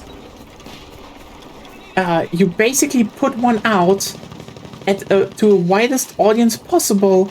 And you catch the few people that get hooked and pour all their money in it. That is their whole business model. All of them. They just want to keep enough normal people around that don't pay a lot or no money, so the game doesn't fall apart. That's the whole business model. But like, something like Crazy Taxi, and you're telling me this one will just be a sleeper hit in China? China, a market where the Sega Dreamcast was not a thing. Like, keep in mind, okay? There is a... Okay, I think a very big thing that people to this day do not understand is what people are nostalgic for and what people are interested in. Because basically this code has only been really cracked by 2 companies with vastly different approaches. Because on one hand, you have the PlayStation approach. PlayStation is basically just, they eat a lot of varied shit out. Some you like, some you, you know, connect something with, something that you don't, but they don't really care. They basically, every single generation, they kind of reinvent what is the frontliner for their games, or the frontliners. And that sometimes can bleed over into the next generation, but, you know, they usually do not dwell on, you know, brands a lot. And that worked perfectly. Like, look. The things they put out during PlayStation 1 was like Crash Bandicoot and Spyro the Dragon. Those things, ironically, did not pull that much anymore during the PlayStation 2. They still had their fans. Like, I liked them. I liked some of the PlayStation 2 games, no question. But, you know, then they, the same studios made Jak and Daxter and Ratchet & Clank, games that went into completely different directions, like Cooper. And after that, those studios made another batch of very different games. The thing is, they kept reinventing themselves, what is bringing them forward. And then you have Nintendo. Nintendo is basically just selling fake nostalgia. Why do you say fake nostalgia? Look, the majority of people that are Nintendo adults now, okay? Because, like, Nintendo adults is a thing. They did not grow up with a Nintendo, statistically. They can say it. They can, I don't think many of them will, like, outright lie, but let's just be real here. The majority of people did not grow up with a Nintendo. From a flat statistical standpoint. Because, and let's just be very brazen here, have you looked at the sales numbers of anything from the SNES onward? They were not that high. Except the Wii. Except when you then look at the software sales numbers, you also realize not that many people bought those games.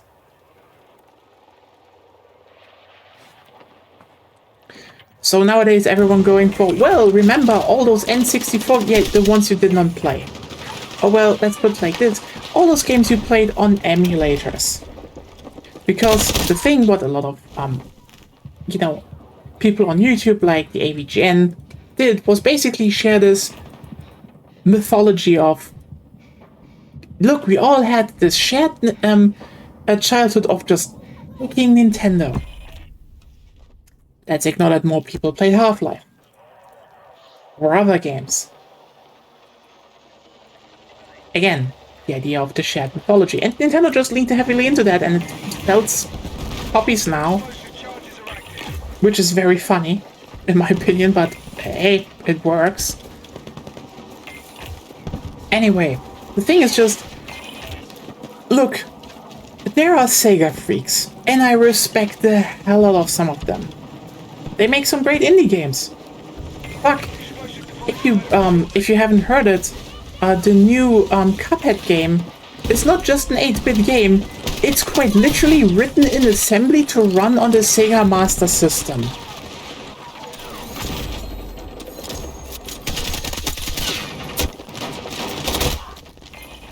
Yeah. The new Cuphead game will have a physical release for the Sega Master System. I actually went to our local game store recently, and hey, they have a Master System too for $40, and I was like, no, listen, the moment it would be funny, it would be genuinely funny to play the new Cuphead game or stream it from like actual Master System hardware, it would be incredibly funny to do that. Why would I own a Master System? The boldness of some people made me consider doing this purchase. That's what I respect about Sega fans, you know? They're mad. But there are not many.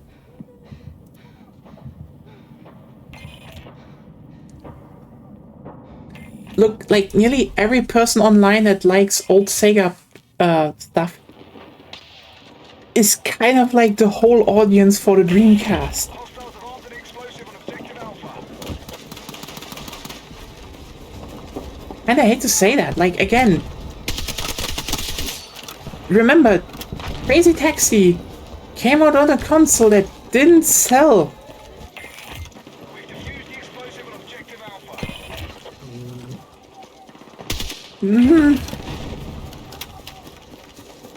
I don't think a Crazy Taxi live service game will actually do a lot.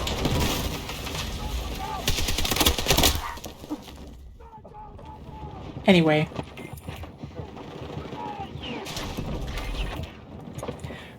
But, you know, now it will do even less because, again, they're using Gen AI and it looks like ass, and I'm just like, hey, devs, do not use Gen AI.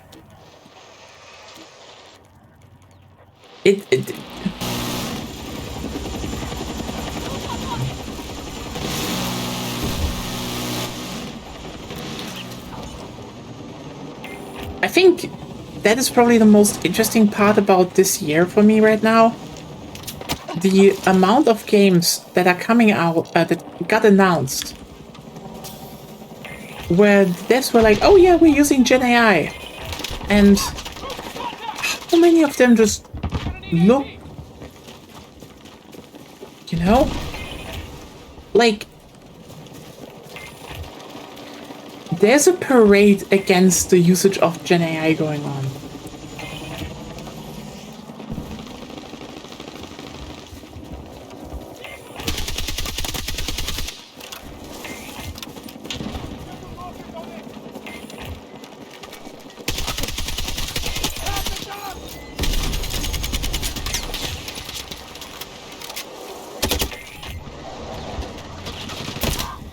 It'd be like developing, like pulling a random set that developed a secret to Beyond Good and Evil and expecting it to sell well.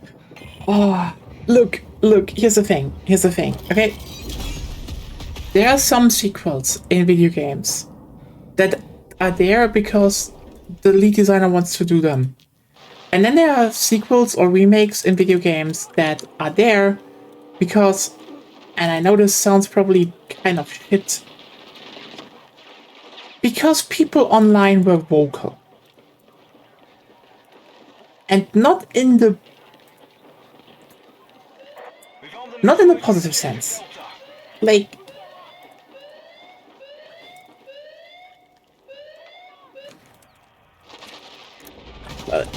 look, again, I hate to say this because, like, I do think there are some game series where you just need to have better, like, way better, okay, fuck it, let's start this one over. Holy shit, the game industry is really bad at actually managing their whole shit. Or expectations. Because a game can have as big of a name as it wants to be, that can just not align with sales. Period.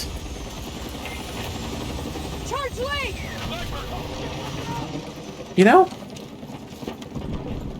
That's a pretty big thing. My best example, Dead Space. A game series where people kept saying, EA should just do a remake, it will sell. And then it didn't. It sold under 2 million. Maybe going up to maybe around 2 million.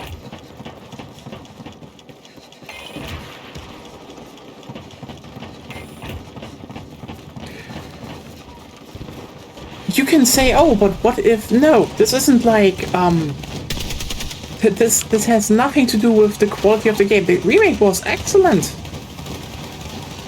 If you bought it on console, it just ran. The remake was good. I know there is this thing online to find like the flaws of the remakes, but like look, even with this disparities, this was still a really good game. Like, if you like survival horror games, you would have fun with the Dead Space remake. And it sold exactly the same amount as the original. Difference is, this one was just, even if this was one of the more cheaper ones they made, yeah, production costs. And the thing is, they can't skimp on that. I mean, maybe they could, but, that's a different topic now.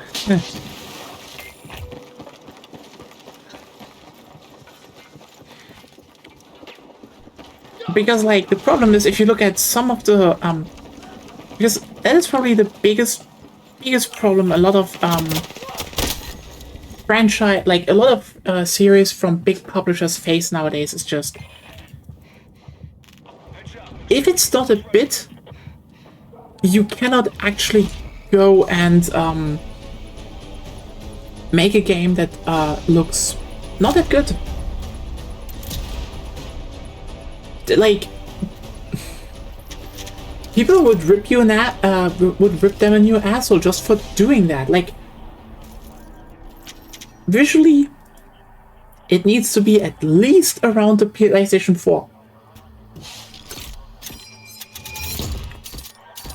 It's like, even when people say we don't care about graphics, that would happen. Like, you know, not because they actually might want or need it, it's just because that's expected. And if, you know, the publisher doesn't conform to that, well, the publisher is bad. And, like, this is kind of stupid, honestly. So now you just sit on, like, a bunch of franchises, and yeah, Crazy Taxi kind of falls under that, which are just like, look, you will have small audiences, period. That's just gonna be a thing. You will have a small audience. But then you don't get, like, anything that's according in terms of scale. It's, oh no, we also need to go higher and bigger and...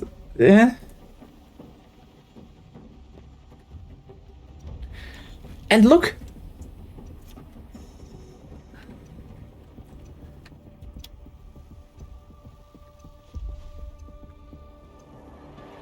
High, big, quality stuff can work, but this is like one of those... You need to prep people first, like...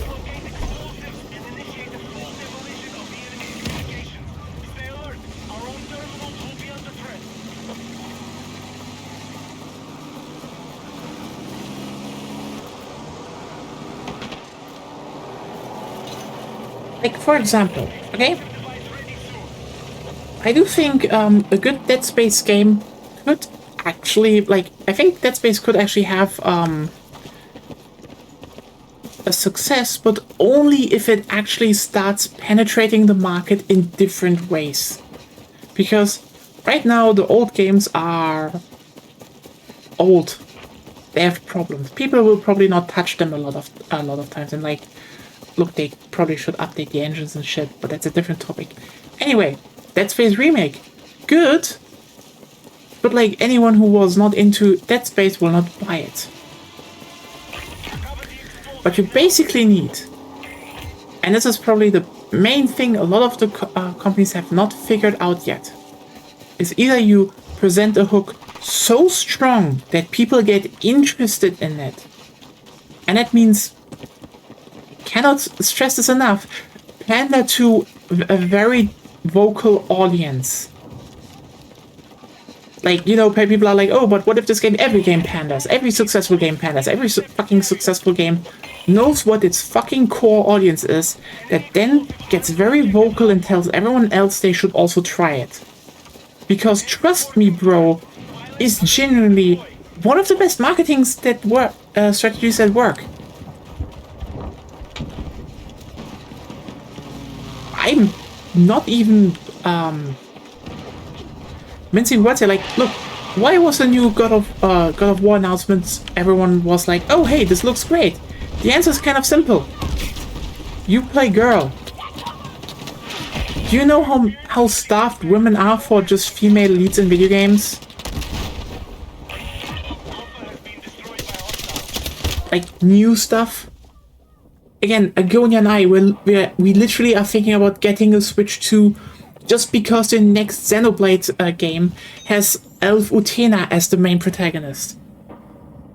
That's how this shit works. You need to put something out where on the immediate first introduction, people will go, I like that.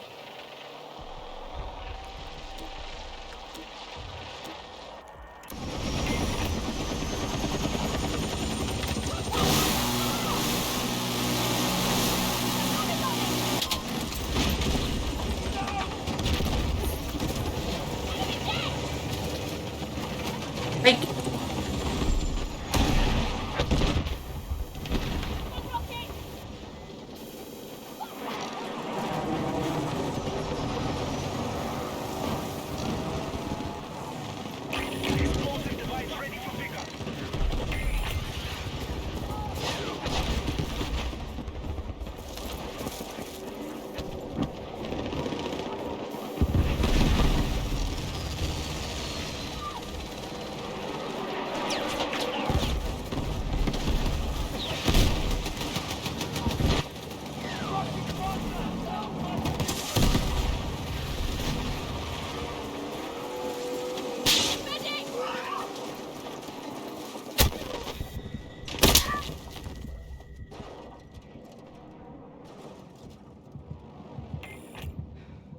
and like, yeah, you need something. You need some good angle, and I don't think we've seen that yet. Like,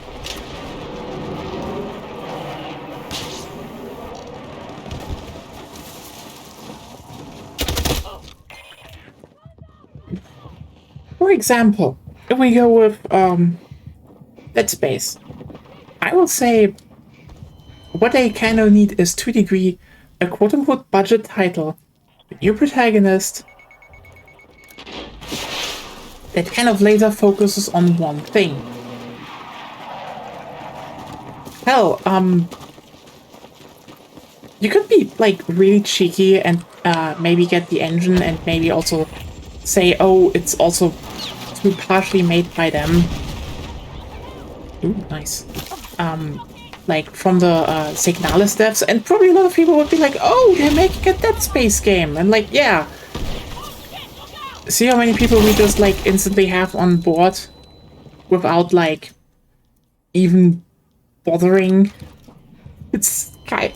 That's the thing. You need to have a thing that gets people on board. And sorry, I feel like a lot of people, for example, when we talk about Crazy Taxi, just assume that, oh well, it's Crazy Taxi. Yeah, have you thought about how many people do not care about Crazy Taxi? Like, that's the thing. You can always imagine a lot of people caring about things. But people not caring about things is harder to do. Because the whole, oh, but people care about this thing, and you can skew your whole viewpoint so easily by just going onto social media.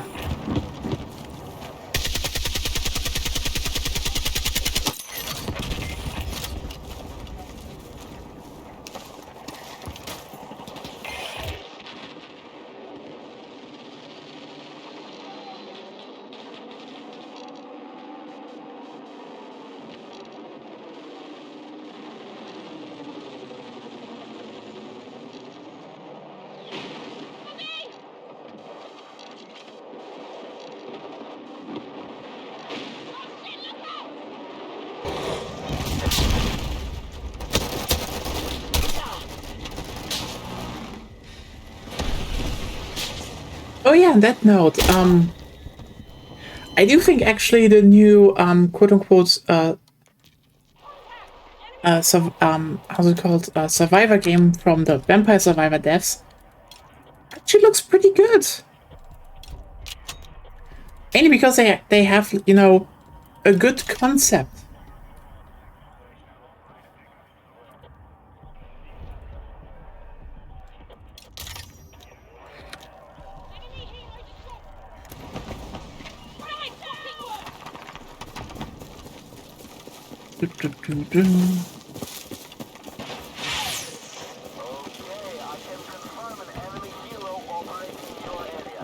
Which is kind of funny to also say about, you know, a brand crossover game.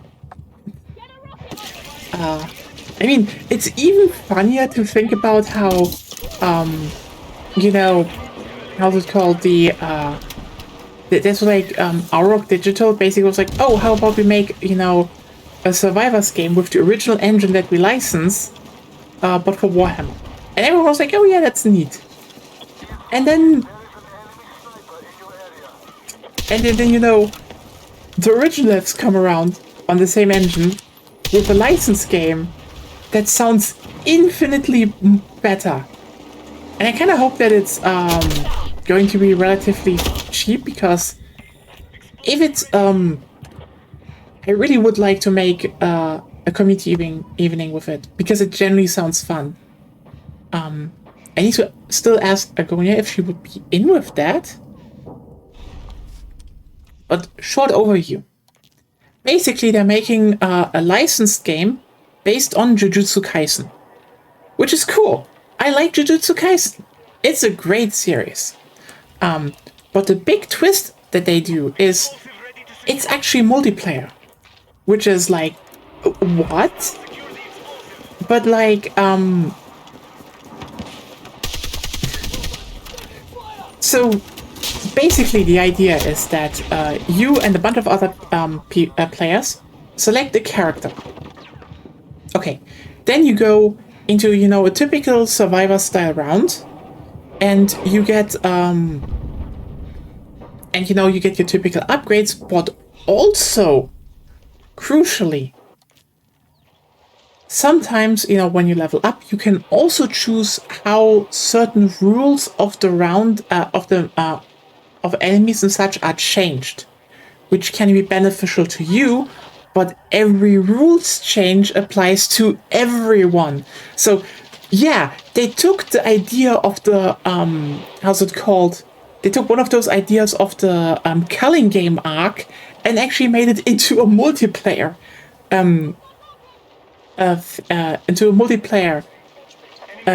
mechanic, which is really cool.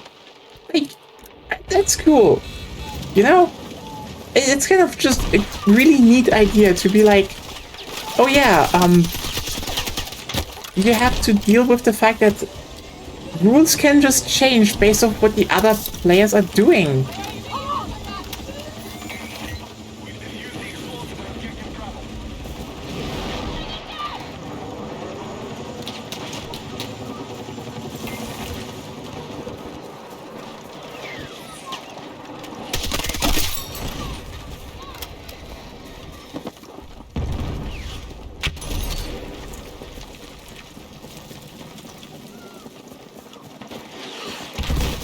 And then at the end, you know, the top two players fight one-on-one, which I don't know how good this will end, but who cares? It sounds, again, this sounds like a genuinely fun game to just play on an evening. Fuck.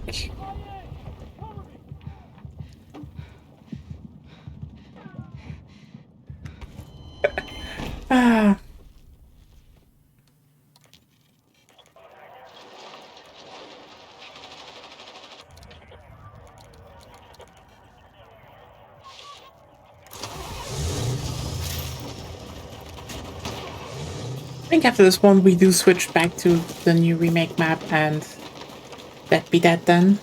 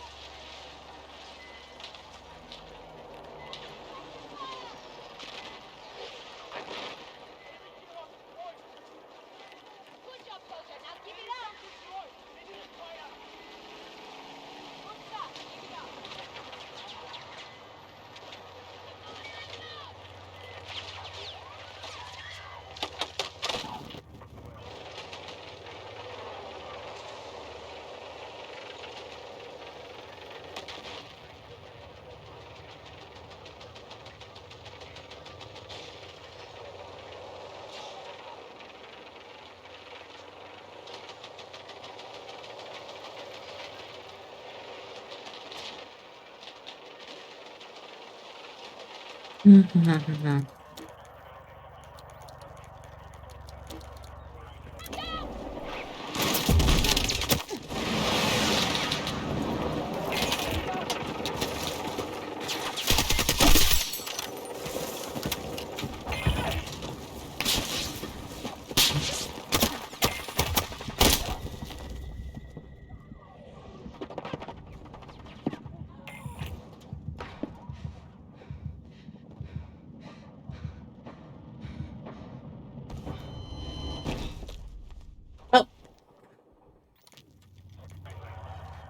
I really am only getting put on teams right now where everyone just loses. Oops.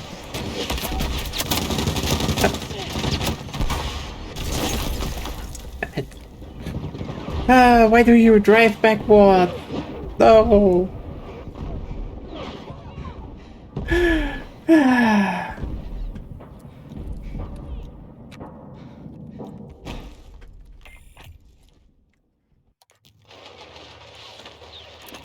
I mean, I kind of like that you can now, that you play around this objective now, this part of the map. There! That's neat.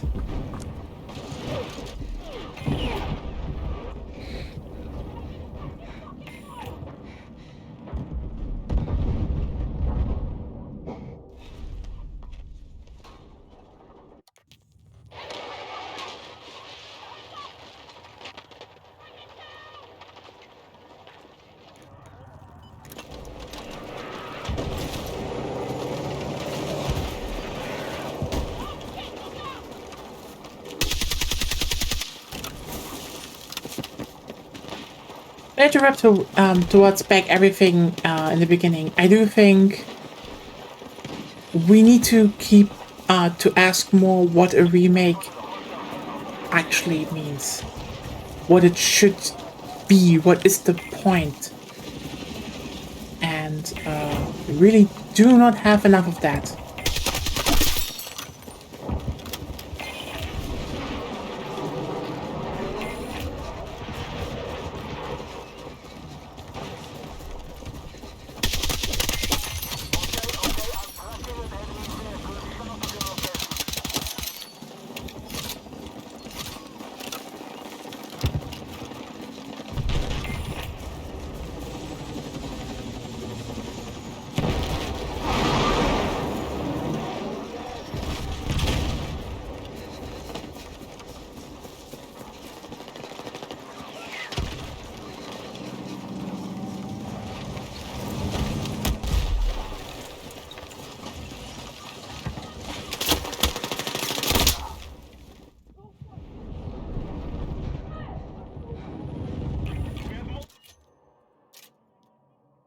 Almost. Nice.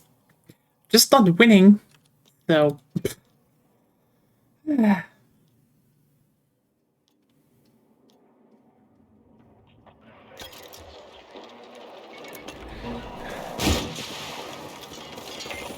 to collect the explosives.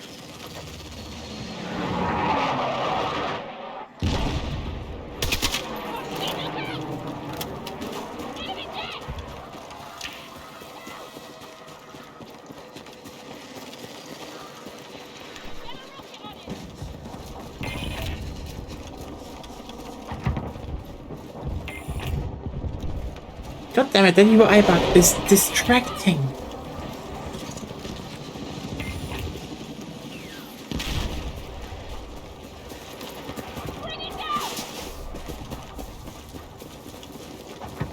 Secure the explosive now. Yes. In positive news, though, I finally might have something against my ongoing breathing problems. Because turns out my nose was swollen inside, so that was unpleasant. Enemy explosive placed on Bravo. Get a rocket on it!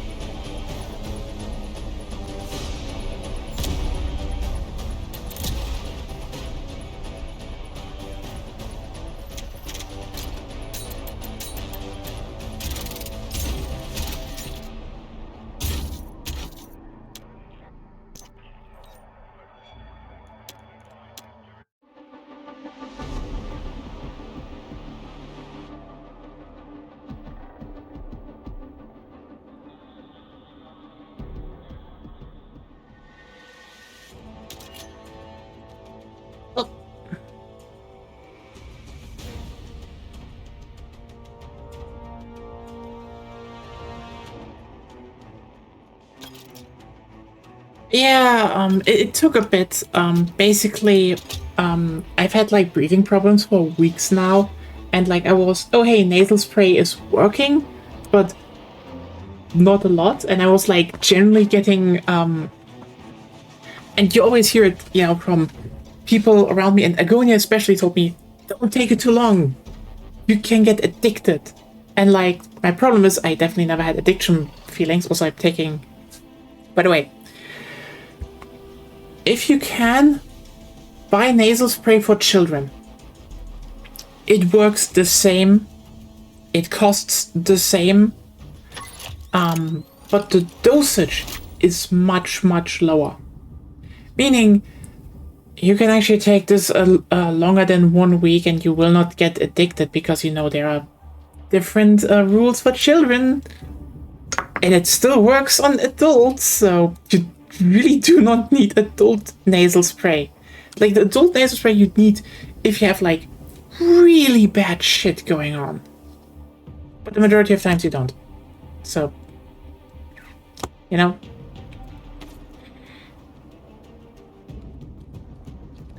But yeah, no, ironically, what happened, I went to the specialist yesterday, and for all the waiting, it was actually very quick. Like, I was like, yeah, I have breathing problems, and it just keeps happening and happening. I was like, okay, good, let's just look at it. Looked at my nose and was like, oh yeah, that is swollen, that is not good. And so now I have something that helps with that, and definitely getting slowly better, which is good. Ironically, I think this actually also kicks into my throat a little bit because there's like how's it called? Let's go. Securing homebound objective. Confirming attack order set. I think there was always like a bit of mucus held up in my nose, and now it's like, oh, yeah, it's not swollen anymore. Let's get rid of it. And like,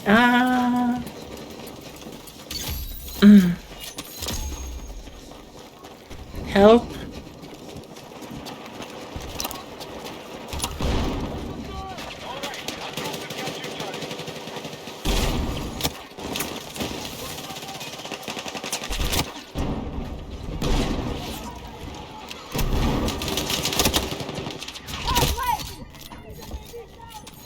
Nice.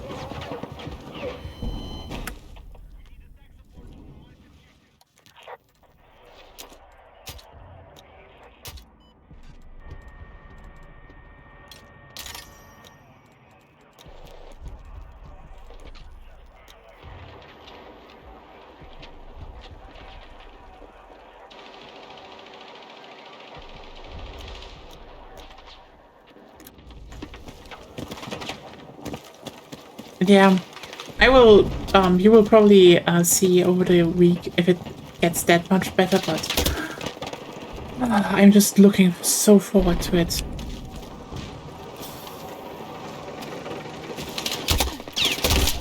Damn it.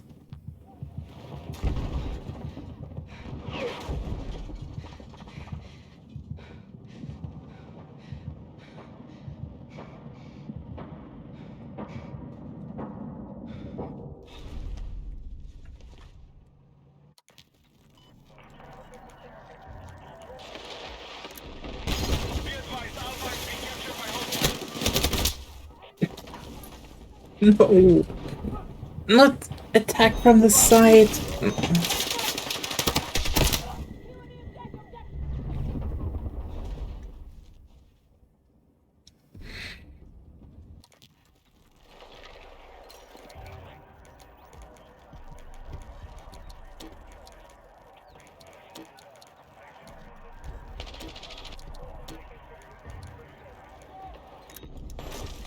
I knew you had my back. Attention! Our troops have secured Echo. We're winning the fight. Maintain our offensive.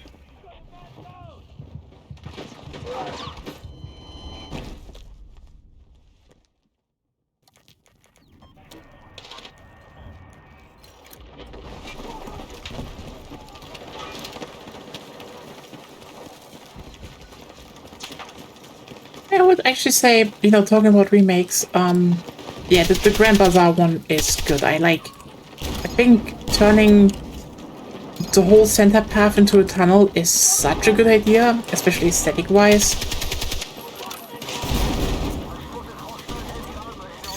It's exactly the kind of stuff that the map needed. Also, it's a bit wider from what I can guess.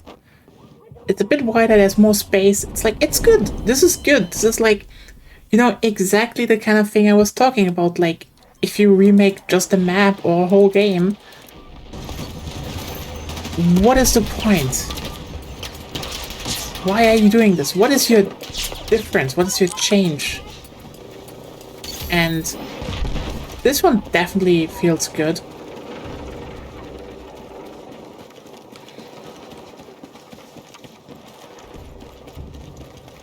Right, we have secured Charlie.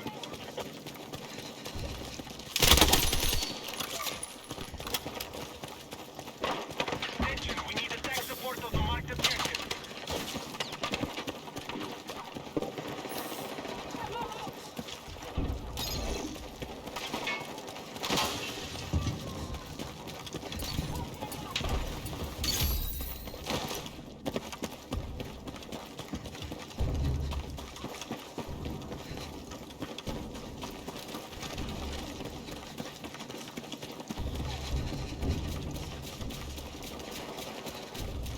We now control Bravo.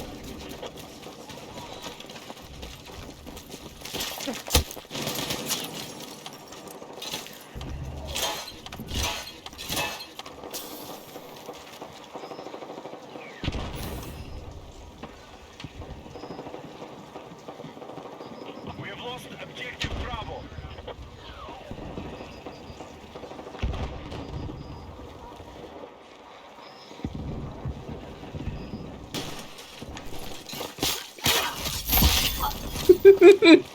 Ooh, the person had a render zook. Alright,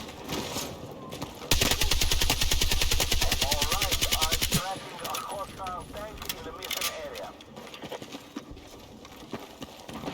We need to defend the marked objective. Look, I was definitely not a good person for that, but I couldn't resist, you know? It's like, I'm sorry. Sometimes you just have to be the asshole at spawn camp. You know?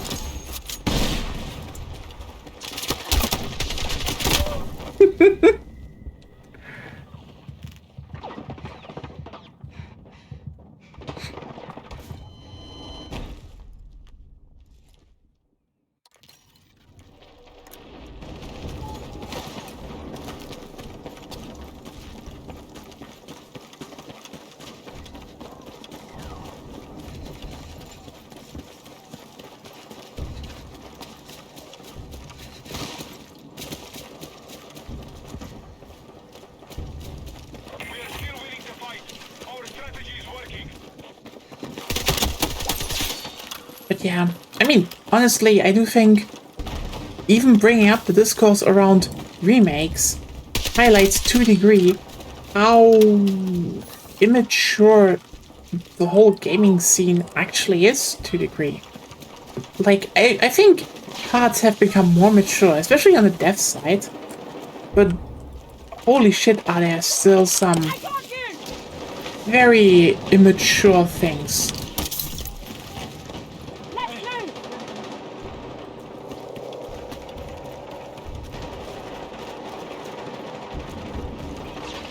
Like, I think, like, for example, I cannot help but notice the overlap between people who still say it's not that deep, versus, or, you know, oh, but people like different things, versus, you know, the simple critique of maybe you could do more, and, you know, not in the sense of, you know, oh, hey, I want a completely different game, because that is, oh my god, do I see that so many times? I think that is part of the childishness. Like, I'm sorry,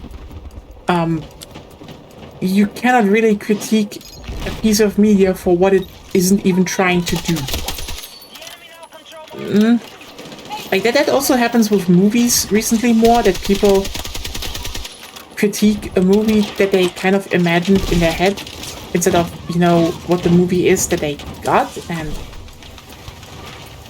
yeah. Ah, fuck, he didn't. He saw me. I don't know, we kind of should stop that. It's not helpful. We now control more objectives. Defend all positions.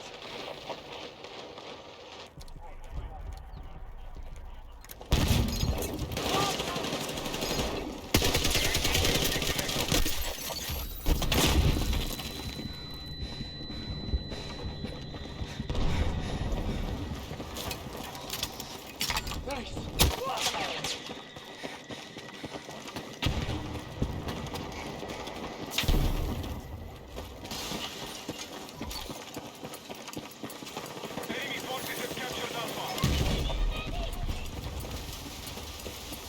Attention! Our troops are still controlling the fight. Začít na tom hamet!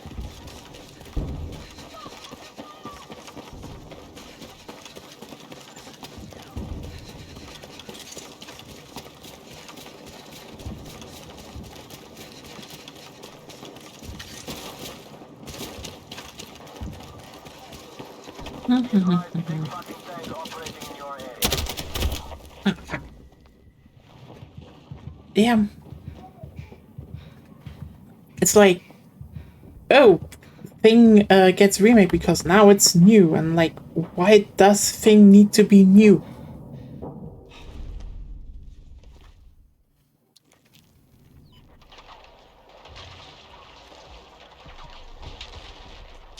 Like, I know this maybe sound pretentious, but like a lot of people like to frame it as pretentious. Like, I kind of want to say that, you know, if you make media, I kind of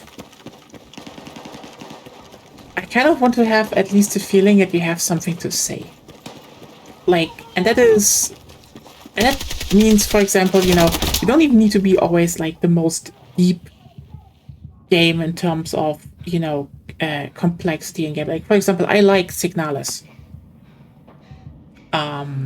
I find it very interesting how people keep saying the gameplay is so good, and like, look, the gameplay of Signalis is solid. It could have been better in certain ways. But that's not really a downside to the game as a whole, you know? Because everything else in that game actually aligns to so much more. It has something to say, it has an identity, it is interested in communicating through some means. And I think this platonic ideal of games being purely mechanical time wasters is not interesting. Because, like, yeah, sometimes games are mechanically more intense, and that is actually good because they sometimes want to make you feel something with that, want to make a point with that, but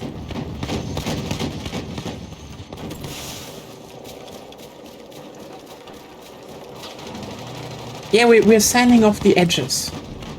And I don't know, maybe we need more edges in the games. Maybe we need just more games that are not there to be consumed without, not there to be consumed, not there to just, you know, gobbled up without any hindrance. Maybe that is kind of important. Like the fact that we hold up like the 7 out of 10 game. There is a reason those get hold up nowadays. Like it's the same as the look. The thing about the 7 out of 10 game, it's like that one video. I don't know where from who it was, but there was this short about how to get how to find the best Asian food. You know, on like review app. And the answer was, you're going, you want to go for 3.5 stars or 3 stars. Why? Because, basically, they will say all the white people, they will give 5 stars if the service is nice. 3 stars means, in general, the service sucked, so, you know, Asian people, because they don't really give a fuck about that much. But the food is so good that it bumps it up again. And that's how you know how you find it. Similarly, the 7 out of 10 basically just means this game rubbed some people the wrong way. And you know what? In a lot of ways that is nowadays more interesting, because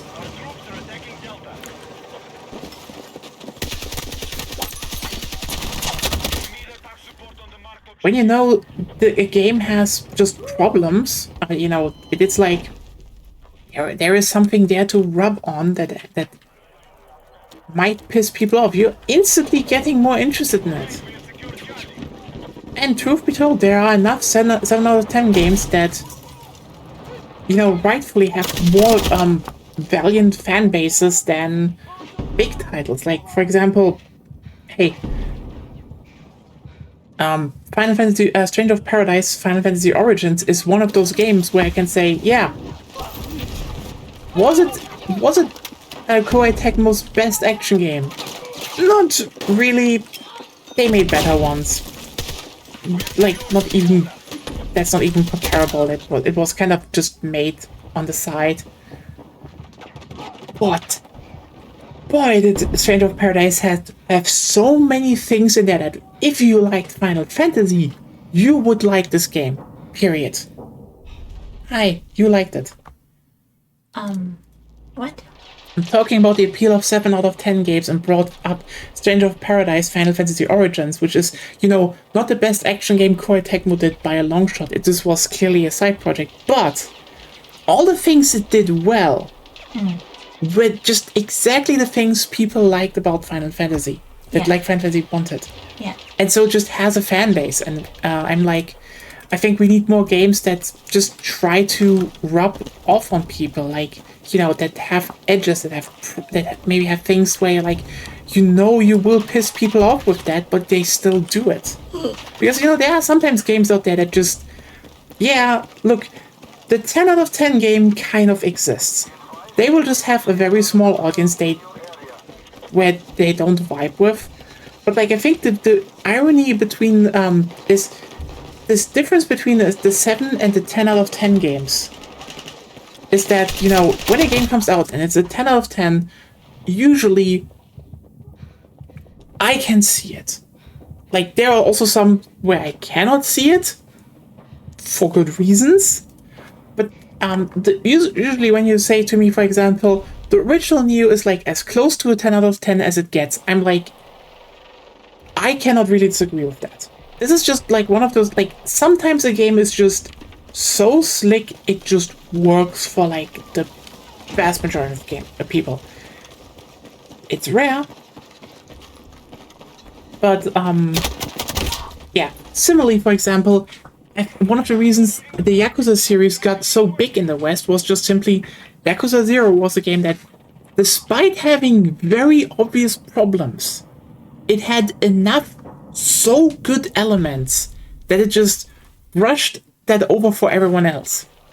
Like, I think people will always have different parts they dislike about Yakuza, but then they have other things they like so much that it just it loops back to being universally liked.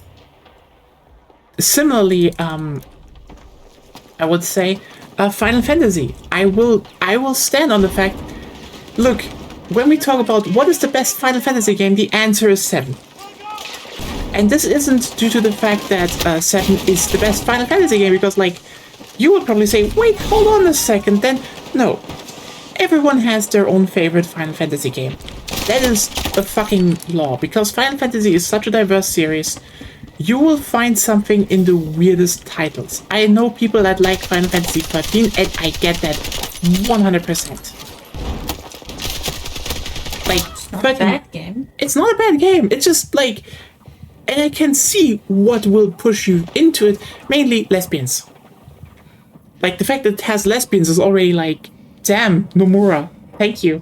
But here's the thing. If someone tells me I like actually Final Fantasy VI more, I get it. I 100% get it. I totally get Final Fantasy 4. I get 6. I get 5. Hey, I probably like 8 a bit more than 7. But if you come at me and tell me, oh, but the original 7 was bad, I do not know a person that likes Final Fantasy games and has played 7 that came away from 7 not saying, wow, that was an experience. Because that's the thing with 7, right? It just is very much universally liked. It might not be everyone's favorite, but it is just universally liked so much. It kind of loops back around to being just kind of the best by default again, because look, this is just the one the least people dislike. You get what I mean. There are games legitimately out there that are just really good. But again, most of the times people will just like games that are off. I mean, a whole country got addicted to Gothic. And then Piranha Bytes kind of kept making these games like single-handedly, and they kept having an audience just on the fact that people wanted this weird style of RPG, even though they all were janky and kind of messy and had problems to a degree where you're just like, why? Like, problems to the degree that they like didn't even like put where you could be like, what is going on here? Like, I think one of the things that stuck with me in my mind the most is that when they were making Risen, and you know what? As much as I do want to stream the Gothic games, I do also want to dive into the Risen games at some point because they are fascinating.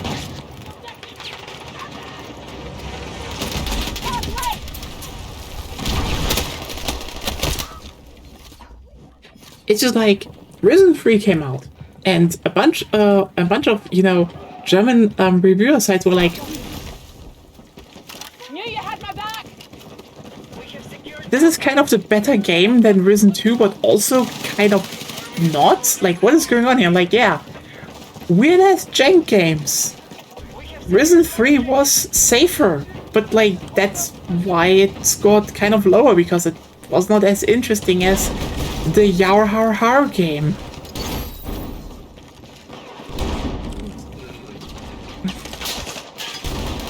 It's kind of funny, you know?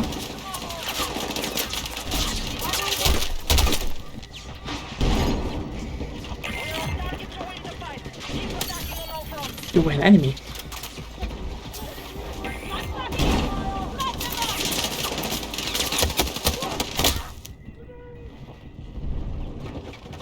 Yeah, overall,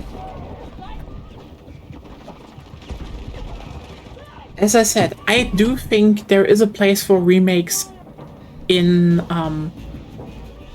there's a place for remakes, but like, you really need to get in with the question of what do I want to even say with this remake, because trust me, there are enough things that are just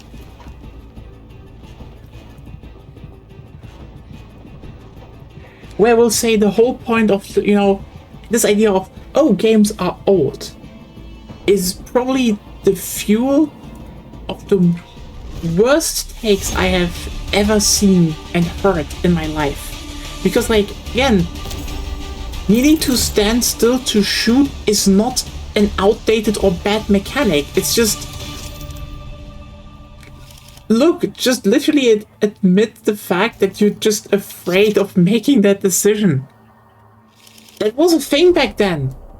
And I know, look, the majority of people, children, played through Resident Evil games while needing to stand still.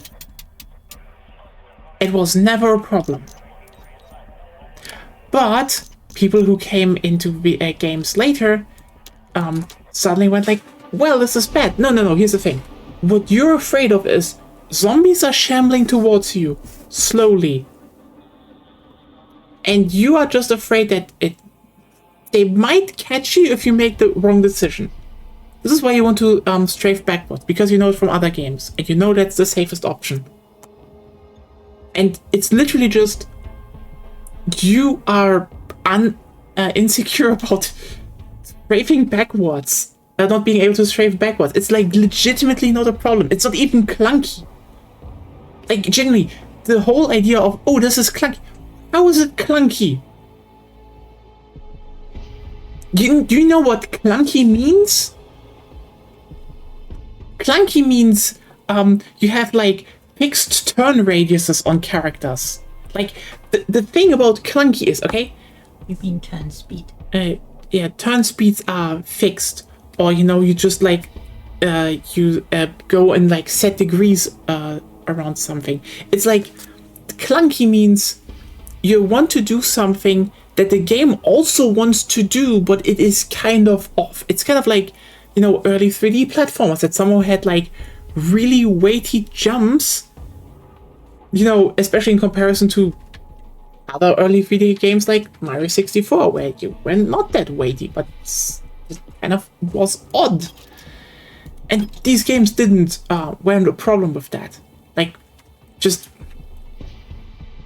look, I kind of wanted to make the joke recently, and I don't know if I will still do that, because like I should probably. Is this idea of there are basically just two types of third-person shooters: Resident Evil and Tomb Raider.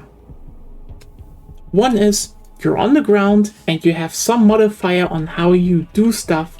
Meanwhile, Tomb Raider is you can jump around and shoot at enemies. And there are a lot of games like Resident Evil, like later Resident Evil titles, like if people are like, oh, but you know, but Resident Evil only went third person later. Yeah. Resident Evil 4 plays exactly like the previous games. You just aim manually. It's the same gameplay to a vast degree. Meanwhile, Tomb Raider is like so many platforming ones are there. Anyway, but then again, the point I wanted to make is Tomb Raider was definitely one of those very heavy, very slow games because, you know, frame rate. They had to fight against the whole console limitations. And it still worked. I think people just don't know what clunky or old or problems is. They just... Look, just to wrap this rant up, I think the biggest problem that people have with games as a whole is just they do not like inconvenience. And that just means that all the games keep getting more and more simple and brain dead. And that is not because this is a problem, because once again, Resident Evil 5 is still the most sold of the series. A game where you have to stand still and also have to manage your inventory in real time. That shit, like, according to the internet, would not fly nowadays, and it's still the ones with the most sales. People played this as children. People played the other games as children, because the thing is that we just need to get in our heads is that when we were young, we didn't think about inconvenience.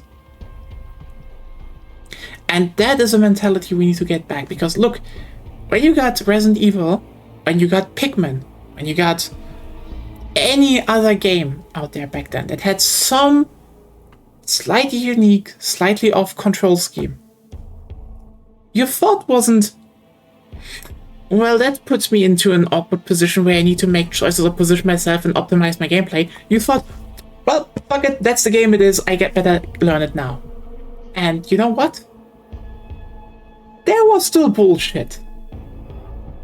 We knew that. Sometimes there was just bullshit in games. That happens. I'm not saying that. The thing is just, inconveniences were just like ignored. You just learned them. And then, well, you played Pikmin.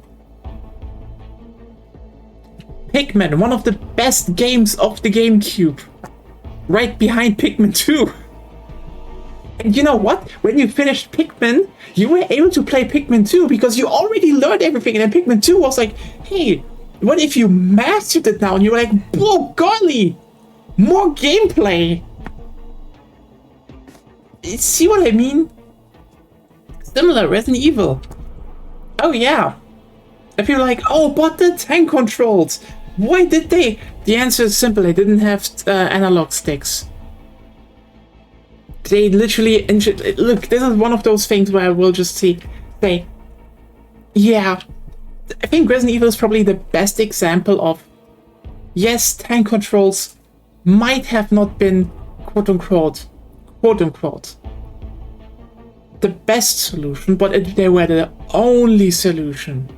Because Resident Evil came out on a console during a time where they didn't have analog sticks. So how do you maneuver the best around in 3D spaces? Oh, wait, everything is fixed camera angles anyway. So how about we just do it that if you press left and right, your character turns on the spot, and it's always the same, and back and forward is just they walk back and forward. Wow, that is a really consistent control scheme actually that you can learn and master. The stick is better. Look, I'm not saying everything was perfect. It's just like, look, children finished Resident Evil 1. You could finish Resident Evil 1. I will not debate the fact that the stick is better. Like, play Resident Evil Remake on the GameCube. The stick is better. Doesn't even change that much, truth be told. Because, like, the only thing that changed is that the skill floor was lowered to a degree. Like, in Resident Evil on the PlayStation 1, it was just like, you could literally be as fast as with a stick. With the D-pad. Just, you had to wrap your mind around a control scheme that, you know, didn't include analog sticks because, you know, your fucking controller didn't have analog sticks and this was a 3D game. And then you had the stick and it was suddenly like, yeah, everyone could do it now a bit more fluidly because, you know, turns out the stick was just like the analog pad mapped onto a stick. Oh boy. The difference. But no, nowadays this can't be because, like,